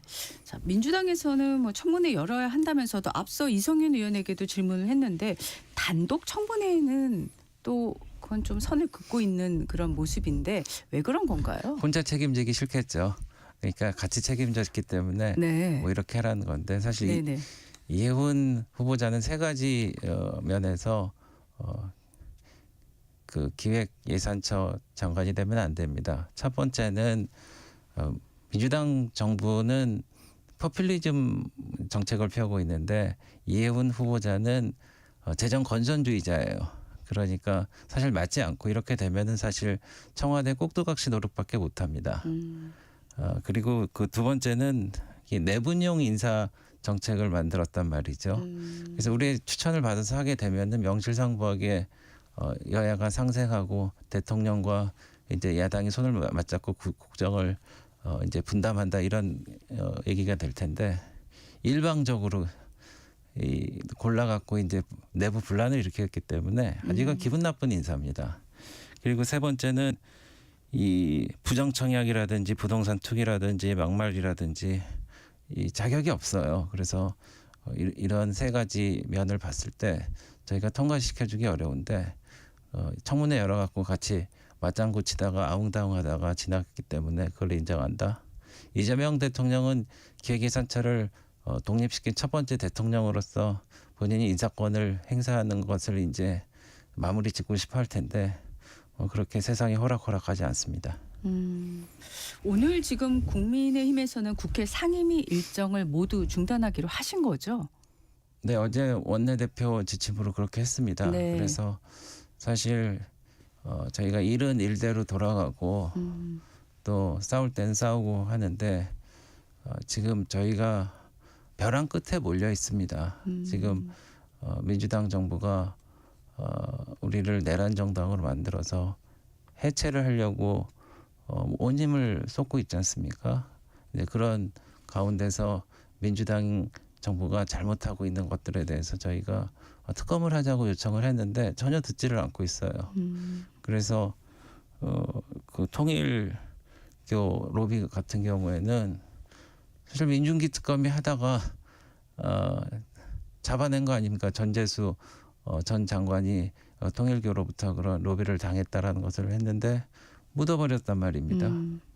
그래서 그걸 밝혀내야 되는데 독립적인 특검을 세워갖고 밝혀내야 되는데 안 한다고 그러고 그리고 공천 뇌물 사건 같은 경우에는 김명기 씨가 사실 그 공천 자체를 주재하고 있었으면서 그 고양이가 생선 가게를 맡은 그런 행태를 보이고 엄청난 선거 범죄를 저지르고 이런 게 횡행했는데 이것을 독립적이고 공정한 특검을 통해서 하자고 그러는데 안 한다고 그러고 저희가 할 수 있는 게 없어요. 그래서 예전에는 몸싸움이라도 하고 이제 그랬었는데 국회선 진화법 이후로 이제 패스트트랙 재판 받는 거 보셨지 않습니까? 저희가 할 수 있는 게 없어서 정말 그 죽을 각오로 지금 단식을 하고 있는데 네. 여기에서 저희가 이제 아무 일도 없었던 듯이 모든 것을 정상적으로 하는 거는 글쎄 저희로서는 좀 힘든 일입니다. 네, 말씀하신 거를 들으면서 청문회에 지금 국민의힘에서 참여하기에는 굉장히 가능성은 낮아 보인다 이런 생각은 드는데요. 네. 이렇게 되면 이제 결국은 더불어민주당 대통령 쪽으로 공이 넘어가는 셈이 되는데 대통령이 임명 강행할 거라고 생각하십니까? 좀 헷갈리겠죠. 근데 민주당이 지금 아무 방법이 없이 저희가 밀어붙이는 것도 아닙니다. 예전에 한덕수 총리할 때는 자료가 미비하다고 그래갖고 일주일 밀린 적도 있어요. 이분들도 네. 열심히 준비해갖고 지금 15%밖에 안 되는데 건실하게 해갖고 다시 하면 되거든요. 근데 아마 안 하려고 할 겁니다. 왜냐면은 마파람에 개눈 감추듯이 그냥 그 절차만 한 다음에 대통령 인사권 세우고 자기는 이제 야당의 경제 전문가 여성 세워서 했겠다는 그런 트로피를 얻고자 할 텐데 글쎄요. 근데 지금 지지율이 그렇게 낙관할 처지가 아닐 텐데 좀 그것도 맞물려서 아마 판단하지 않을까 생각합니다. 네. 지금 이제 장경영 대표 단식 얘기를 하셨는데 오늘 네. 엿새째로 접어들지 않았습니까? 네, 네. 지금 당내 네. 분위기는 어떻습니까? 당 대표가 목숨을 걸고 이제 단식 투쟁을 하고 이제 이재명 정부와 싸운다고 그러는데 저희가 힘을 모아야 되겠다는 공감대가 형성됩니다. 그래서 어제 같은 경우도 전국에 있는 당협위원장님들을 오시고 저희가 의총을 한 다음에 힘을 모아갖고 같이 양대 특검을 하자는 결의를 다지는 결의대회도 했고요. 그래서 좀 결속하는 분위기고 지난번에 당 대표가 필리버스터를 24시간을 했지 않습니까? 네. 그때 의견이 모았듯이 좀 다져나가고 있는 그런 상황입니다. 지금 사실 앞서 이제 말씀하셨던 이성윤 의원도 사실은 단식에 대해서 뭐 그렇게 높은 평가를 하고 있지는 않았어요. 네. 제가 이 말씀을 드린 이유는 네. 여당 쪽에 미치는 영향이 별로 없어 보인 것 같아요. 이 시점에서는요. 네. 앞으로 또 어떻게 될지 모르겠는데 네. 그래서 지금 이 부분에 대해서는 당내에서는 어떤 판단을 내리고 있는지 좀 궁금합니다. 이성윤 의원님이 DJ나 이재명 전 대표의 단식에 대해서도 그런 평가를 내렸는지 제가 좀 궁금합니다. 그래서 이제 야당으로서는 할 수 있는 마지막인데 예전에 김성태 원내대표가 네. 드루킹 특검을 관철시킬 때 23일 동안 단식을 했어요. 그래서 이제 죽을 힘을 다해서 했는데 결국 그게 기초가 돼서 민주당 대선 때 여론조작 사건이라는 게 드러났죠. 그래서 정권이 아마 흔들하고 김경수 전 지사가 그렇게 2년형을 받고 그랬던 거 기억나실 겁니다. 네. 그래서 이번에도 모든 게 너무 확실하단 말입니다. 통일교 같은 경우에도 사실은 민주당은 지키려고 할 거예요. 뭘 지키려고 하느냐. 전재수를 지키려고 하는 게 시장을 지키려고 하는 겁니다. 지금 부산이 예전에 이재명 대통령이 헬기 타고 날아오는 바람에 폭망했잖아요. 그렇기 때문에 부산을 살리려는 게 전재수를 또 살리는 게 맞물리고 있는데 그러려면 통일부 특검 할 수가 없는 거죠. 네. 네. 그리고 공천 뇌물 같은 경우에는 김경 시의원이 공천 받으려면 한 3억 정도 오고 가야 된다라는 게 상식이라고 얘기했는데 우리로서는 경악을 금치 못하겠는데 민주당으로서는 그게 좀 있는 일인 것 같기도 하고 그리고 그게 이른바 현지 누나를 통해 갖고 당 대표한테도 보고됐다는 얘기가 있는데 이번에 김병기 원내대표가 지금 본인이 탈당을 했죠. 네. 근데 아마 탈당을 했다는 거는 꼬리 자르기에 됐다는데 그럼 몸통이 누구냐? 그러면 그 몸통을 이제 잡는 게 말하자면은 이번에 공천 뇌물 사건인데 그 두 가지 다 하기 싫겠죠. 그러니까 아까 말씀드린 대로 드루킹 그냥 들어줬더니 자기들이 엄청 어려운 상황에 빠지고 정권이 흔들렸기 때문에 이번에 국민적인 여론도 아시겠지만은 좀 해야 된다는 입장 아닙니까? 여야 가림 없이. 근데 못하는 이유가 이걸 하면은 드루킹 사건 때와 마찬가지로 정권이 흔들린다고 생각하는 것 같아요. 그래서 애써 모른 채 하는 겁니다. 이런 질문 드리고 싶습니다. 그러니까 장 대표가 단식을 들어간 시점이 그날 오전에 또 당 윤리위가 한동훈 전 대표에 대해서 제명을 결정을 했는데 그날 같은 날 오후에 이제 장 대표가 단식을 이제 들어가셨단 말이죠. 네. 그래서 이제 이 단식이 당내 한 전 대표의 윤리위 제명 결정에 따른 어떤 당내 파열음, 뭐 갈등, 뭐 충돌 이런 거에 대한 그 수단으로 또 한 것 아니냐 이런 분석이 있어요. 이런 거에 대해서 어떻게 생각하십니까? 사회자님 말씀하신 대로 그게 연관이 있다면 오히려 그날 안 했을 것 같은데요. 오해를 피하기 위해서. 네. 그래서 그것을 좀 이어서 이야기하는 거는 글쎄 조금 나아간 생각이 아닌가 저는 생각이 들고. 네네. 이 당원 게시판으로 이제 야기된 전현직 그 당대표의 갈등 이런 거는 풀어야 된다고 생각을 합니다. 네. 그래서 많은 의원님들이 그 한동훈 대표가 당원 게시판 관련해서 잘못을 했다 그러면은 진솔하게 털어놓고 사과를 하고 또 현직 당대표는 그거에 대해서 대승적으로 받아주고 우리가 당내 제로섬 게임이나 치킨 게임을 하는 게 아니고 네. 2인 삼각 게임을 한단 말입니다. 그리고 우리가 한쪽이 넘어지면 다른 쪽도 넘어지게 돼 있어요. 그래서 그런 사항에 대해서 당 원로라든지 중진 의원님이라든지 초재선 의원이라든지 여러 경로로 간곡하게 좀 말씀드린 바가 있습니다. 네. 그래서 그런 문제가 좀 하루빨리 해결이 됐으면 하는 바람입니다. 네. 일요일에 이제 한동훈 전 대표가 영상으로 일단 사과를 했어요. 물론 네. 조작이 있다라는 부분 주장은 계속 하시면서 이 사과는 어떻게 보셨습니까? 진일보했고 평가할 만하다고 생각을 합니다. 큰 결심을 한 말하자면은 결론으로 나온 거라고 생각을 하는데 다만 좀 아쉬운 점도 있죠. 왜냐면은 그걸 좀 말하자면은 터놓고 진솔하게 네. 자초지정을 좀 얘기할 수도 있는데 근데 제가 법률가라 아니라서 그런지는 모르겠습니다.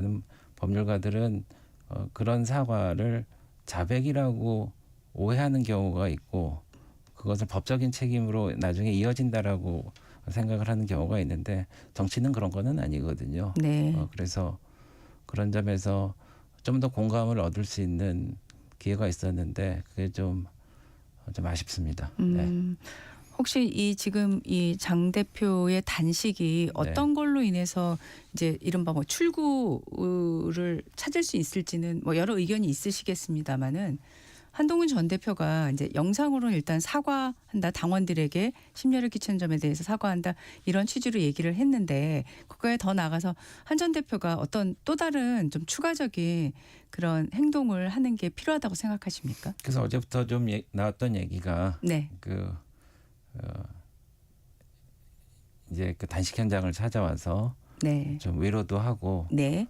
손도 붙잡고 또 그걸 마치고 가면서 이제 기자들과 만나서 내가 지난 당 대표로서 여러 가지 무리를 일으킨 거에 대해서 유감의 뜻을 표하고 앞으로 같이 나가겠다 이렇게 하는 게 좀 말하자면 이상적인 멋진 그림이기는 하다 이런 생각은 했는데 모르겠습니다. 이제 당사자 입장에서는 그것을 방금 말씀드린 어떤 그런 법률가로서 네. 또 과거의 책임을 어떤 규정하는 걸로 이제 오해하거나 이제 뭐 여러 가지 뭐 복합적인 게 있겠죠. 근데 저는 좀 아쉬운 게 제가 전략기획부총장을 했었는데 그때 사무총장이 장동혁 사무총장이었고 네.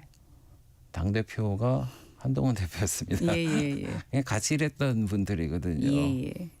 그러니까 더군다나 지금 어려운 상황이고 지금 우리가 이 서로 내부적으로 갈등을 해갖고 얻을 수 있는 게 무엇인가.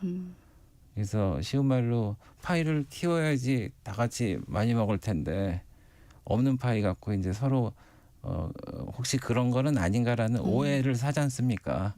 그래서 이런 상황에서는 좀 빨리 벗어나는 게 좋겠다라는 게 저희 대체적인 생각입니다. 대체적인 생각이시죠. 네. 지금 김재원 최고위원이 어제부터 동조 단식에 돌입을 했어요. 네. 이게 지금 좋은 걸까요? 제가 좋다는 의미는 이 상황을 좀 풀어나가는데 도움이 되는 방식일까요? 어떻게 생각하십니까? 글쎄 혼자 가는 것보단 같이 가는 게 좀 힘이 된다고 생각해서 그런 것 같은데. 네. 글쎄 뭐 본인이 잘 판단하셨겠죠. 네. 지금 사실 쌍특검은 개혁신당과 국민의힘이 공조하고 있지 않습니까? 그래서 지금 해외에 있는 의원 외교 활동차 이준석 개혁신당 대표도 한 내일 21일쯤 귀국한다 이런 보도가 나오고 있는데 개혁신당과의 공조는 지금 국면에서 조금 더 변화를 줘야 될 필요가 있을까요? 어떻게 생각하십니까? 공조를 해야 됩니다. 예. 그리고 그 공조는 단식 공조를 말씀하시는 건가요? 단식에 관련해서는 저희의 의견을 말씀드리기 전에 개혁신당 당직자들이 이제 인터뷰에서 나와서 한 얘기를 보면은 네. 공조 단식의 가능성은 없다라고 말씀하기 때문에 네네. 제가 이제 더 첨언은 안 하겠습니다만은 네네. 이 공조 관련해서는 이 공천 뇌물이라든지 통일교라든지 또 하나 덧붙여 갖고 그 항소 포기, 네. 대장동 항소 포기에 대해 그 네. 세 가지에 대해서 공조를 하자라고 이준석 대표가 또 제안을 저희한테 했기 때문에 네. 그 부분에 있어서는 저희가 적극적으로 같이 손잡고 싸워 나가야 된다 이렇게 생각을 합니다. 개혁신당이 참 훌륭한 분들로 구성된 아주 젊고 활력 있는 당이라고 생각하고 국민들도 그렇게 생각합니다. 그래서 우리 국민의힘과 합치면은 많은 상승작용을 할 거라고 생각을 하는데 다만 이제 저희가 내란 정당으로 몰려고 여러 가지 어려움도 있고 말하자면은 좋은 글씨가 써여졌기 때문에 개혁신당에서 저희가 손잡고 하는 거에 대해서 약간 부담스러워하거나 피하지 않았나요? 여태까지 그런 생각은 하는데 네. 지금 상황을 보면은 이재명 정부가 완전히 폭주를 하고 있습니다. 그래서 입법도 그렇고 행정도 그렇지만 사법부도 대법원에 말하자면은 행정처를 없애버리고 법관들을 평가하고 뭐 이런 식으로 해서 다 잡으려고 있고요. 지금 언론인이시지만은 정부통신망법 만들어 갖고 징벌적 손해배상제하고 언론도 잡았단 말입니다. 이제는 지방선거까지 해갖고 다 장악을 해서 이재명 대표는 본인의 사법적 리스크를 벗고 이제 너무 이제 힘이 다 하나로 쏠리는데 그거는 대한민국을 위해서 절대 바람직하지 않은 상황인데 네네. 개혁신당은 이렇게 이제 좌고우면할 게 아니라 확실히 이 이재명 정부가 폭주하는 거에 견제하는 세력으로 우리가 같이 서야 된다고 생각합니다. 그리고 이제 이준석 대표를 이렇게 보니까 정말 그 여러 가지 그 검찰, 경찰 수사도 많이 받았는데 대부분 뭐 무혐의, 불송치 뭐 이런 걸로 끝난 거 보면은 탄압을 많이 받았어요. 탄압을 많이 받은 저희도 마찬가지지만은 같이 손잡고 싸워야 됩니다. 네. 당내 갈등의 한 고리가 되고 있는 게 지금 김종혁 전 최고위원에 대한 중징계인데 어제 김종혁 전 최고위원은 지금 기피 신청을 냈거든요. 윤리위원장에 대해서. 네. 자, 이거는 어떻게 지금 보시나요? 이 행보에 대해서는요. 그건 제가 잘 모르겠습니다. 네. 그리고 이제 네. 구체적으로 윤리위원회인가요? 네. 거기서 결정이 나야지 하지. 네. 당무감사위원 정도에서 그 정도 얘기 갖고는 글쎄 저도 뭐 특별한 의견이 없습니다. 네. 자, 공천헌금 수수 의혹과 관련해서 지금 민주당에서는 특검을 해도 민주당뿐만 아니라 국민의힘, 여야 모두 조사를 하자 이렇게 얘기를 한 적이 있는데 국민의힘에서는 물타기라고 비판을 하셨어요. 이거 같이 특검 할 수 있는 건가요? 아니면 할 수 없는 건가요? 어떻게 생각하십니까? 민주당이 그 시간에 따라서 사람에 따라서 말이 전부 다 다릅니다. 그래서 말하자면은 누구 말을 믿어야 될지 언제 말이 진짜인지 모르겠는데 저희 입장은 명확해요. 특검이라는 거는 특별한 사람에 대해서 성역 없이 조사하는 겁니다. 야당이 성역이 될 수 없고요. 네, 마찬가지로 대통령과 민주당 핵심이 성역이 될 수가 없습니다. 똑같이 조사해 갖고 잘못이 있으면은 밝혀내야죠.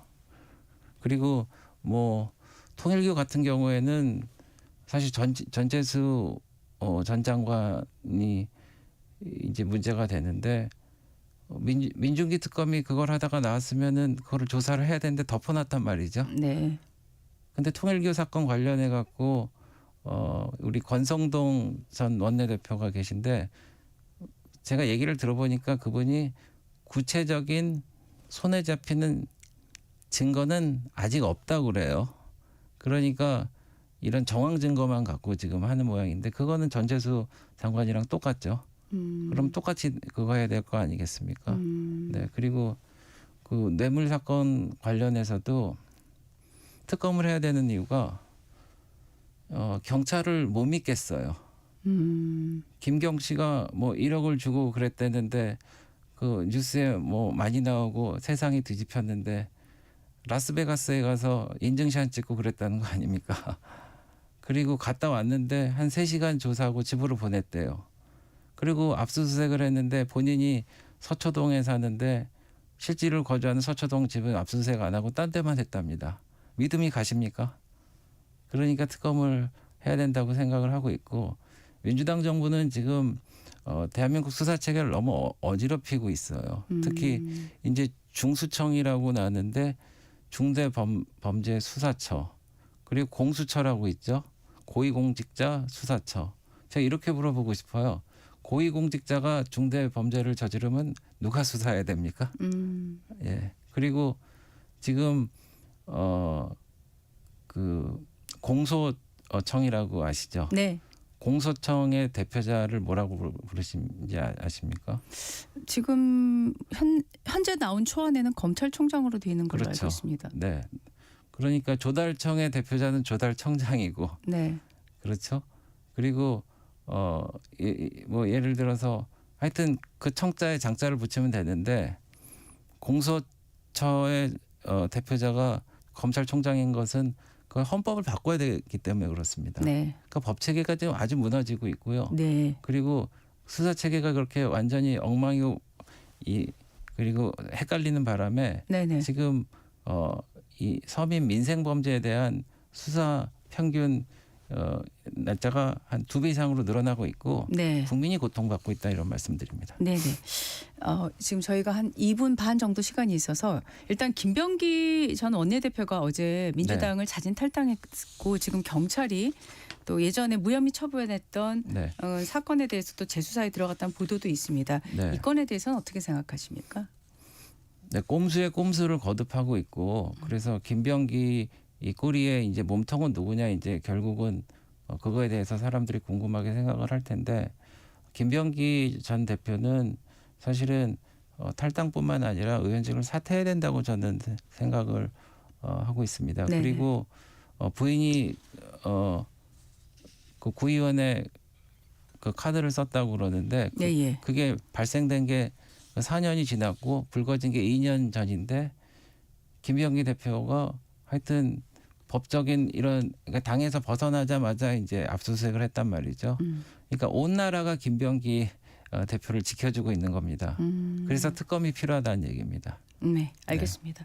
지방선거 얘기를 잠깐 하고 싶은데 의원님 지역구가 인천이시고 지금 네. 인천시장 선거구에 대한 여러 가지 보도가 이제 나오고 있습니다. 네. 민주당에서는 박찬대, 김교웅 의원 준비 중이다 이런 보도가 나오고 있는데 의원님은 출마 생각이 있으십니까?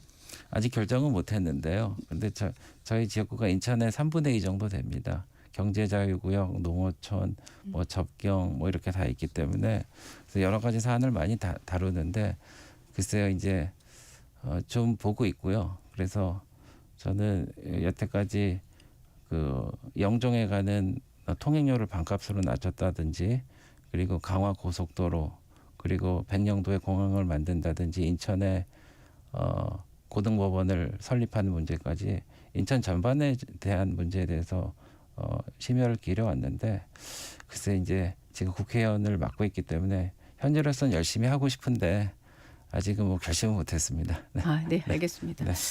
지금 여론조사를 보니까 네. 리얼미터가 에너지경제신문 의뢰로 12일부터 16일까지 전국 18세 이상 2,516명을 대상으로 자동 응답 방식으로 조사를 했는데 이 대통령의 국정 수행을 긍정평가한 응답이 53.1%로 전주보다 3.7%포인트 낮은 수치로 집계가 됐어요. 지금 민주당은 지난주 대비해 5.3%포인트 하락했고 국민의힘은 3.5%포인트 상승한 걸로 4주 만에 반등세인 걸로 나타났는데 이 여론조사가 요새 많이 회자되고 있습니다. 네. 이 결과 어떻게 보셨습니까? 저희가 조금 올라간 거에 대해서는 저희가 일희일비할 생각은 없고요. 네. 이제 민주당과 대통령 지지율 관련해서는 오만과 편견 때문에 그렇게 지지율이 떨어진다고 생각하고 있습니다. 내가 하면 다 옳다는 오만 그리고 내가 하면 다 잘 될 거라는 편견 이런 것 때문에 그런데 절대 권력은 절대 부패한다는 걸 지금 보여주고 있지 않습니까? 그래서 민심의 바다가 지금 배를 뒤집을 수도 있다는 것을 잊지 말아야 된다고 생각합니다. 네. 이번 여론조사의 자세한 내용은 중앙선거 여론조사 심의위원회 홈페이지를 참고하시면 되겠습니다. 지금까지 국민의힘 배준영 의원과 말씀 나눴습니다. 고맙습니다. 네, 감사합니다. 전격시사 잠시 후 글로벌 톡톡으로 돌아오겠습니다.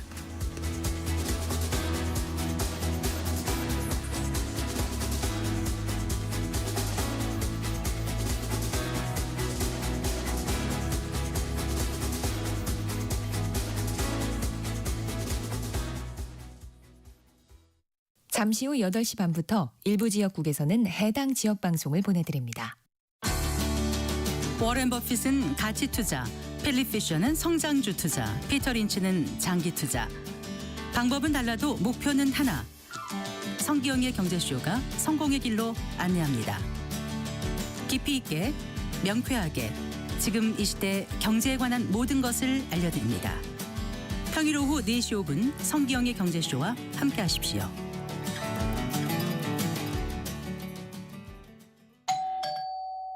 편지 왔습니다. 퇴근길 지친 당신에게 힘이 되는 뉴스를 전해드립니다. 매일 저녁 5시 5분 당신과 함께 읽는 세상 이야기 KBS 1라디오 뉴스레터 K. 지금 시각은 8시 30분입니다. KBS.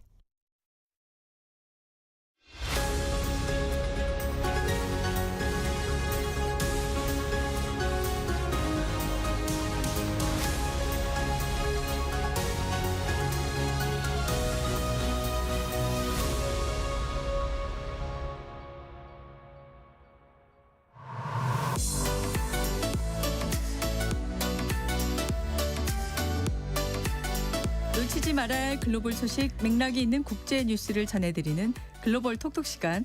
조윤주 외신캐스터와 함께하겠습니다. 어서 오십시오. 네, 안녕하세요. 네, 자, 트럼프 대통령 관세를 무기로 또 한 번 전 세계를 압박하고 있습니다. 이번엔 네. 그린란드 병합인데 그린란드를 지지하는 나라에 대해서 관세를 부과한다고요? 네, 맞습니다. 트럼프 대통령이 그린란드와 그리고 그린란드 지자는 유럽 8개 국가에 대해서 다음 달 1일부터 10% 관세 부과한다고 밝혔고요. 6월 달부터는 이걸 25%까지 올린다고 밝혔습니다. 유럽 8개 국가는 프랑스, 독일, 영국, 네덜란드, 덴마크, 노르웨이, 스웨덴, 핀란드 이렇게 포함해서 나토 핵심 동맹국에 들어가게 되는 건데요. 네. 트럼프 대통령은 그린란드를 완전하게 구매하는데 합의에 이르기 전까지는 관세가 유지가 될 거다라고 말했습니다. 이거는 그러니까 본인 뜻대로 그린란드 먹기 전까지는 계속 관세 내리겠다, 부과하겠다는 거죠. 네, 맞습니다. 그러면서 이제 덴마크가 돌려줄 때가 됐다. 세계 평화가 걸려있다라고 정했는데요.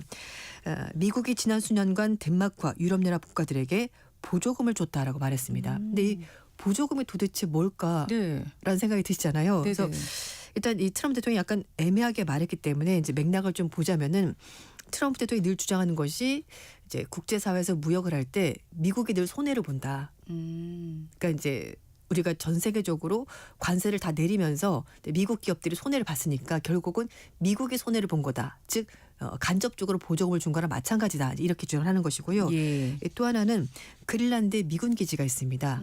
뉴크에 있는데요. 거기에 이건 당연한 얘기인데 사실 미군 기지가 들어와 있으면 미국 측에서 일부 운영비를 부담하는 것이 맞거든요. 이제 이런 것들도 부당하다 이렇게 말을 하는 것이고 또 하나는 나토 같은 경우는 이제 북대서양 조약기구 나토가 각 국가별로 이 나토를 운영하는데 십시일반 예산을 보탭니다.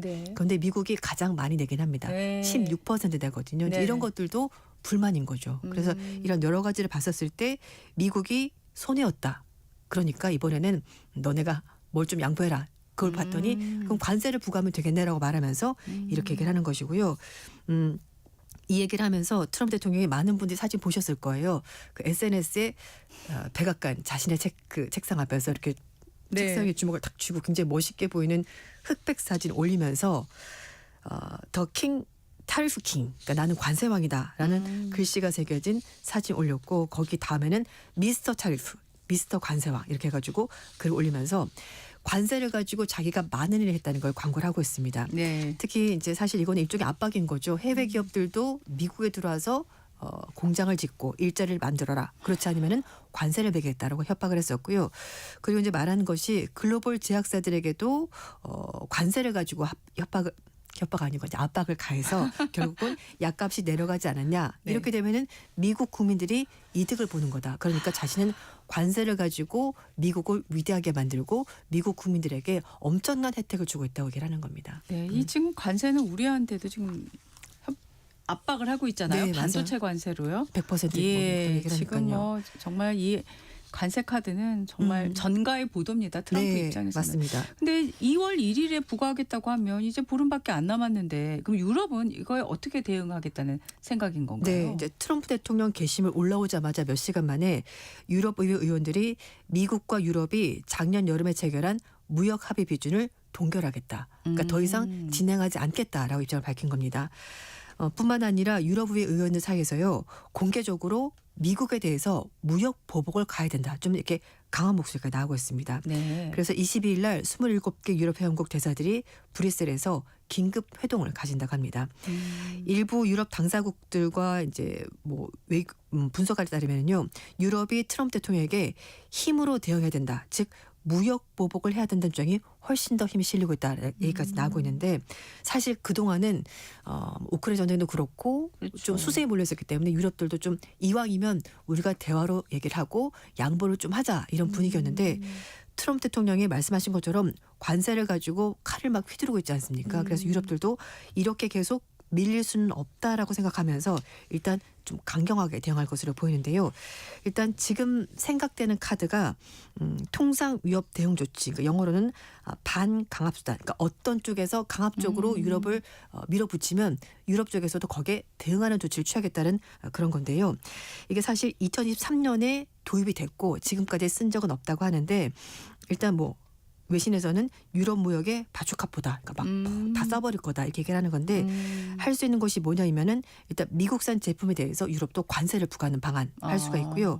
그 또 하나는 유럽 시장에 들어오는 미국 기업에 대해서 여러 가지 제재를 가하는 것 이런 것들을 유럽 연합이 얘기를 하고 있고 특히 이제 이 문제는 이렇게 되면은 진짜 무역 전쟁이 전쟁이죠. 되는 거니까 네. 양쪽 모두가 피를 흘릴 수밖에 없습니다. 그래서 그런 부분은 좀 조심스럽지 않냐라는 얘기도 나오고 있는데 특히 이제 나토 방위 우크라이나 전쟁에서 러시아에 맞서기 위해서는요.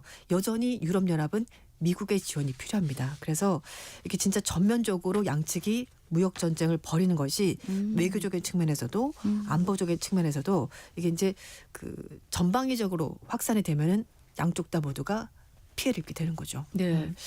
그러니까 지금 관심사가 네. 미 연방대법원에서 트럼프 대통령의 지금 상호관세 부과의 적법 여부를 20일 날 판결하겠다라고 지금 예고한 상황인데 그렇죠. 과연 트럼프 대통령이 이 그린란드 또 그린란드를 지지하는 8개 나라에 대해서 진짜로 관세를 부과할까 하는 거잖아요. 네. 근데 예. 트럼프 대통령이 좀 전에 100%난 관세 부과할 거다라고 좀 전에. 네, 강력히 말했습니다. 그러니까 예. 실행할 의사가 있는 것으로 보이고 사실 전 세계를 상대로 무역 전쟁도 본인이 그냥 결정해서 판넬 들고 하지 않았습니까? 예, 그러니까 예, 뭐 예. 충분할 가능성이 있고 근데 이제 말씀하신 것처럼 대법원에서 이 국제 비상경제 권한법 공고란 이 트럼프 정부의 관세 부과가 적법한지를 둘러싸고 1심, 2심은 적법하지 않다고 판결이 났고요. 이제 대법원에서 이제 최종적으로 나올 것으로 보이는데 혹시라도 대법원에서 이거 위법이다라고 판단이 되면 아무래도 트럼프 정부의 관세 정책에 대한 정당성이 좀 흔들릴 가능성이 있습니다.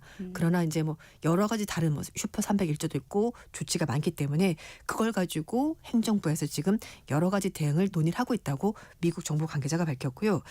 또 하나는 지금 중국과도 문제가 되는 건데 사실 작년 가을에 시 주석과 트럼프가 만나서 이제 관세를 1년 정도 유예하자라고 입장을 밝혔거든요. 근데 네.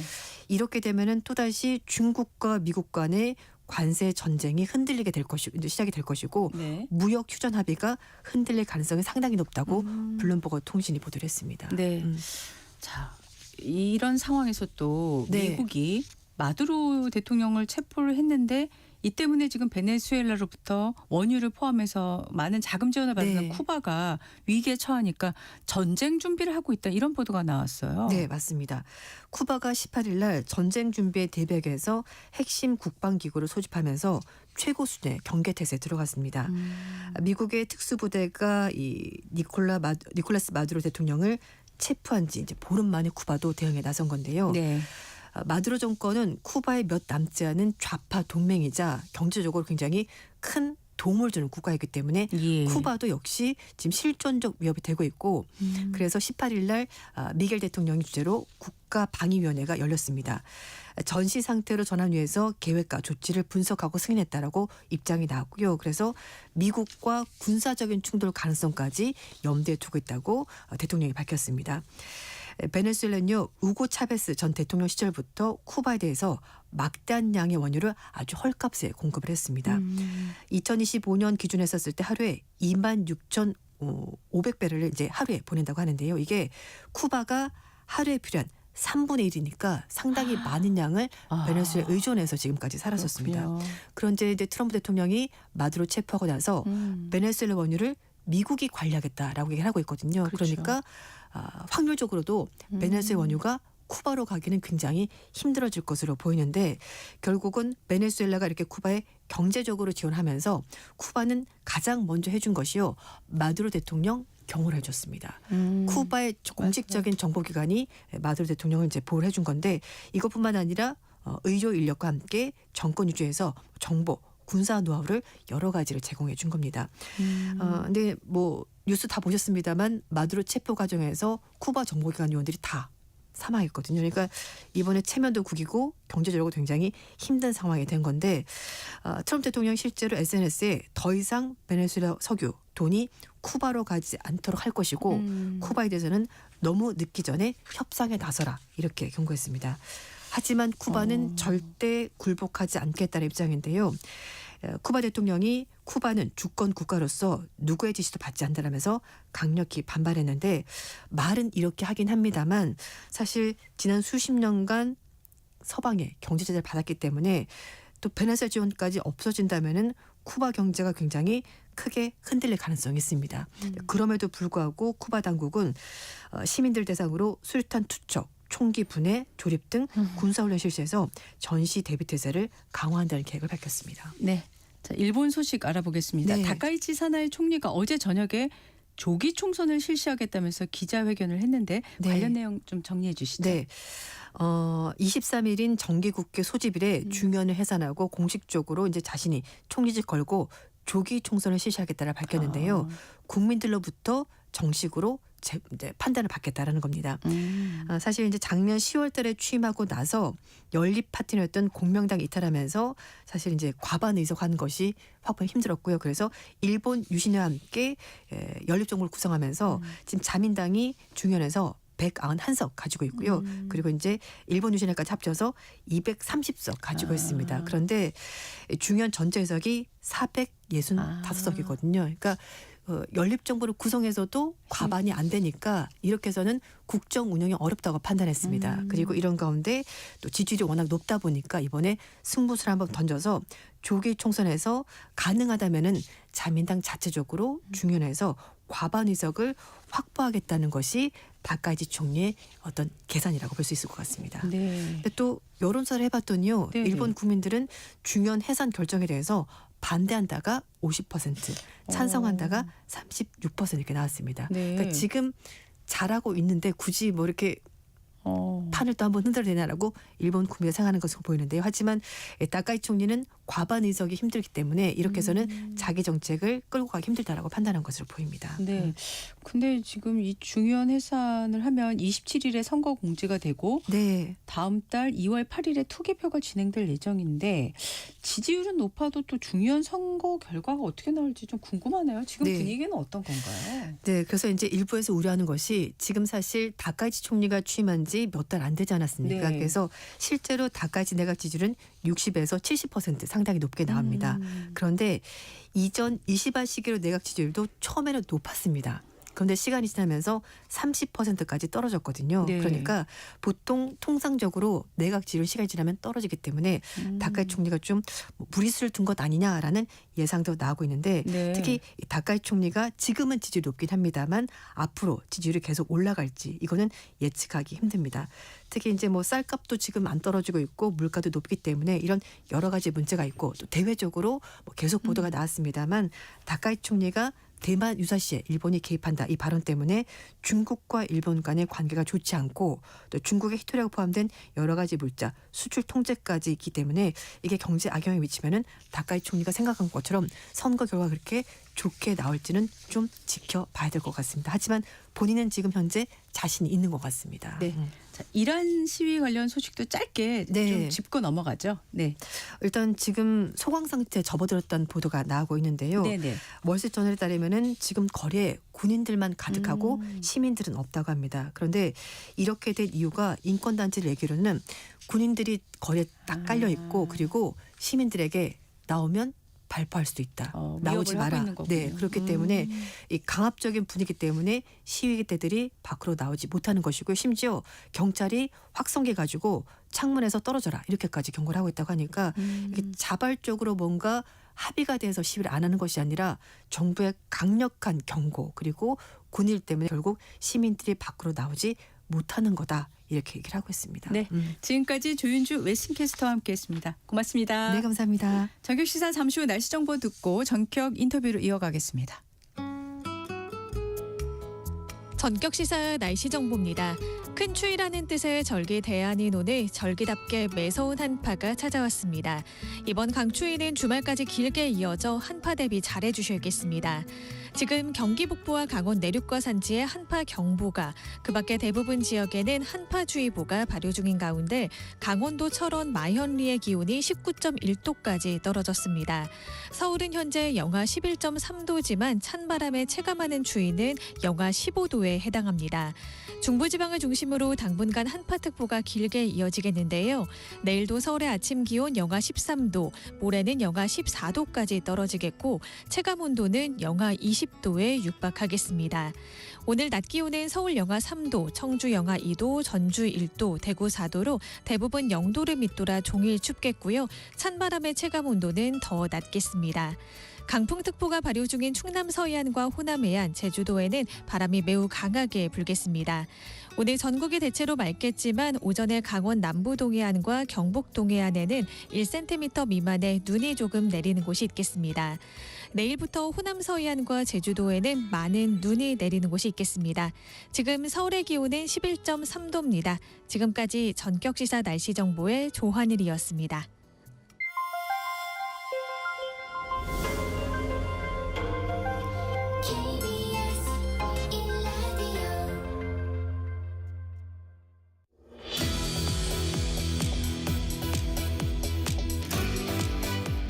올해 전 세계 증시 최고 핫 이슈로 스페이스 X가 손꼽힙니다. 발사체를 재사용하는 방법으로 우주 개척에 앞장서고 있다는 평가인데요. 지난해 말이었죠. 정부가 누리호 이후 우리나라의 차세대 발사체 계획을 변경했습니다. 기존의 소모성, 다시 말해서 일회용 발사체에서 스페이스 X처럼 재사용이 가능한 발사체를 만드는 쪽으로 바꾼 건데요. 자세한 이야기를 시사 프로그램 더보다의 이승종 기자와 함께 나눠보겠습니다. 어서 오십시오. 네, 안녕하세요. 네, 지난해 11월이었죠. 우주로 발사된 누리호는 그 당시에 일회용 발사체로 알고 있는데 지난해 말에 정부가 이제 후속에는 재사용 발사체로 개발하기로 아예 확정을 했어요. 좀 자세한 내용을 좀 소개해 주시죠. 네, 우선 그 차세대 발사체 사업은 말씀하신 누리호 사업 이후에 우리나라 이제 발사체 사업입니다. 우리나라가 누리호는 2010년부터 이제 10년 넘게 지금 이어오고 있는데요. 개발 비용 2조 원을 들여서 우리만의 자체 발사체 능력을 확보를 하자, 이런 목적으로 이제 누리호 사업이 이어져 왔고요. 네. 네, 누리호가 지난해 말에 4차 발사까지 성공을 했기 때문에 우리나라가 자력으로 발사체 기술을 확보를 한 상태에서, 그렇다면 누리호 이후에 우리의 이제 차세대 발사체 사업은 어떤 내용으로 할 것이냐, 이런 부분으로 이 사업이 이제 변경이 됐는데, 기존의 차세대 발사체는 그 달과 화성까지 염두에 둔 좀 더 큰 중대형 발사체였습니다. 그런데 이 발사체가 이제 소모성이었거든요. 네. 소모성이라는 거는 한 번 쏘면은 다시 재사용이 불가능한 현재 이제 누리호와 같은 발사체였는데요. 변경된 계획은 차세대 발사체를 이제 재사용 발사체로 이제 변경이 확정이 됐고요. 사업 비용은 2조 2,900억 원. 그러니까 누리호가 2조 원이었으니까 대략 사업 비용은 비슷합니다. 그러네요. 비슷한데 2032년에 이 차세대 발사체를 이용해서 우리나라가 계획하고 있는 달 착륙선을 발사를 하고요. 그리고 2035년까지는 재사용 발사체 기술을 확보하겠다 이런 목적입니다. 네, 자 발사체 기술을 이제 확보를 했다라는 게 우리 이 당국의 이제 판단인데 이 시점에서 재사용 발사체로 이 계획을 바꾼 이유는 뭘까요? 이제 말씀대로 우리나라가 현재 자력으로 발사체 기술을 확보한 7번째 나라이기 때문에 전 세계에서는 7대 우주 강국이다 이렇게 평가를 하고 있습니다. 우리도 이제 그렇게 표현을 하고 있는데요. 네. 다만 누리호는 앞서 말씀드린 대로 일회성 발사체입니다. 한 번 쏘면은 재사용이 안 됩니다. 그렇기 때문에 한계가 명확합니다. 우리가 누리호를 통해서 발사체 기술은 확보를 했지만 이 누리호를 통해서 현재 전 세계 발사체 시장에서 상업적으로 경쟁력은 확보하고 있지 못하거든요. 그래서 우리나라가 앞으로 2035년에 우주산업 규모가 2,600조 원으로 지금 예상이 되고 있습니다. 맥킨지 컨설팅 업체의 조사 분석에 따르면요. 네. 그렇다면 가까운 미래에 다가올 이 우주산업 시대에 우리나라가 경쟁력을 확보하기 위해서는 소모성 발사체가 아니고 재사용 발사체로 가야 한다. 이런 내용이 이제 반영이 된 부분이고요. 참고로 현재의 재사용 발사체는 미국 일론 머스크가 창업을 한 스페이스X라는 회사가 이제 장악을 하고 있는데 지난해 전 세계 발사체의 발사 횟수가 한 320여 회 정도 됩니다. 네. 그런데 그 중에 절반 이상을 스페이스X가 차지를 하고 있습니다. 165번을 스페이스X가 발사를 했고요. 그런데 이 회사가 전 세계 발사 시장의 절반 이상을 차지할 수 있는 비결은 재사용 발사체를 이용해서 가격 경쟁력을 확보를 했기 때문이거든요. 참고로 현재 재사용 발사체 기술은 미국만 보유하고 있습니다. 예, 미국의 스페이스X 그리고 미국의 블루 오리진 이 두 개 업체 미국만 이 기술을 보유를 하고 있고요. 그런데 전문가들은 올해 아마도 중국도 재사용 발사체 기술을 확보할 가능성이 매우 높다 이렇게 평가를 하고 있습니다. 그렇군요. 네. 일단 미국만 갖고 있는데 중국도 올해 가질 것 같다. 자, 재사용이 되면요. 재사용 발사체를 하면 비용 절감 효과 어느 정도나 될까요? 비용 절감이 이제 굉장히 많이 됩니다. 참고로 우리나라 누리호를 보면요. 누리호 통상 이제 발사체 발사 비용은 이 발사체가 탑재하는 탑재체의 중량 대비해서 이 발사 비용이 얼마만큼 들어가는지를 계산을 해서 탑재체의 킬로그램당 발사 비용이 얼마다 이렇게 평가를 하는데요. 네. 누리호는 그 발사 비용이 킬로그램당 26,000달러. 그러니까 우리나라 돈으로 한 3,800만 원 정도 됩니다. 그런데 스페이스X의 펠컨 9이라는 이제 재사용 로켓이 있는데 현재 전 세계 재사용 시장의 대부분을 차지하고 있는 그 로켓입니다. 이 로켓은 킬로그램당 발사 비용이 2,600달러입니다. 그러니까 우리나라 누리호 대비 10분의 1 정도죠. 그러네요. 네. 우리나라는 차세대 발사체를 이용해서 2035년에 재사용 기술을 확보를 하게 되면 목표를 하고 있는 발사 비용이 킬로그램당 2,500달러입니다. 네. 가격 경쟁력이 비교가 안 되네요. 자, 우리도 2032년을 목표로 차세대 발사체를 만들기로는 했는데 가장 중요한 게 이게 연료가 바뀌는 거라고요?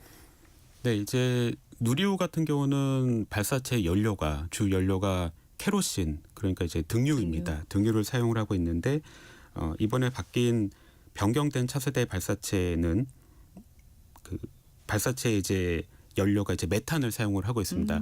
원래 이제 변경되기 전에 차세대 발사체 연료는 누리호와 같은 케로신을 사용하겠다라고 애초에는 계획이 돼 있었는데 이번에 그 계획을 연료를 이제 메탄으로 변경을 했고요. 네. 케로신 같은 경우는 개발하기에 난도는 굉장히 낮습니다. 그 개발하기에는 굉장히 용이하지만 네. 문제가 뭐냐면 발사를 할 때 이 발사체에 이제 그을음이 생긴다는 겁니다. 그을음이 생기기 때문에 이 발사체를 재사용하기 위해서는 이 그을음을 없애주는 후처리 과정이 필요하거든요.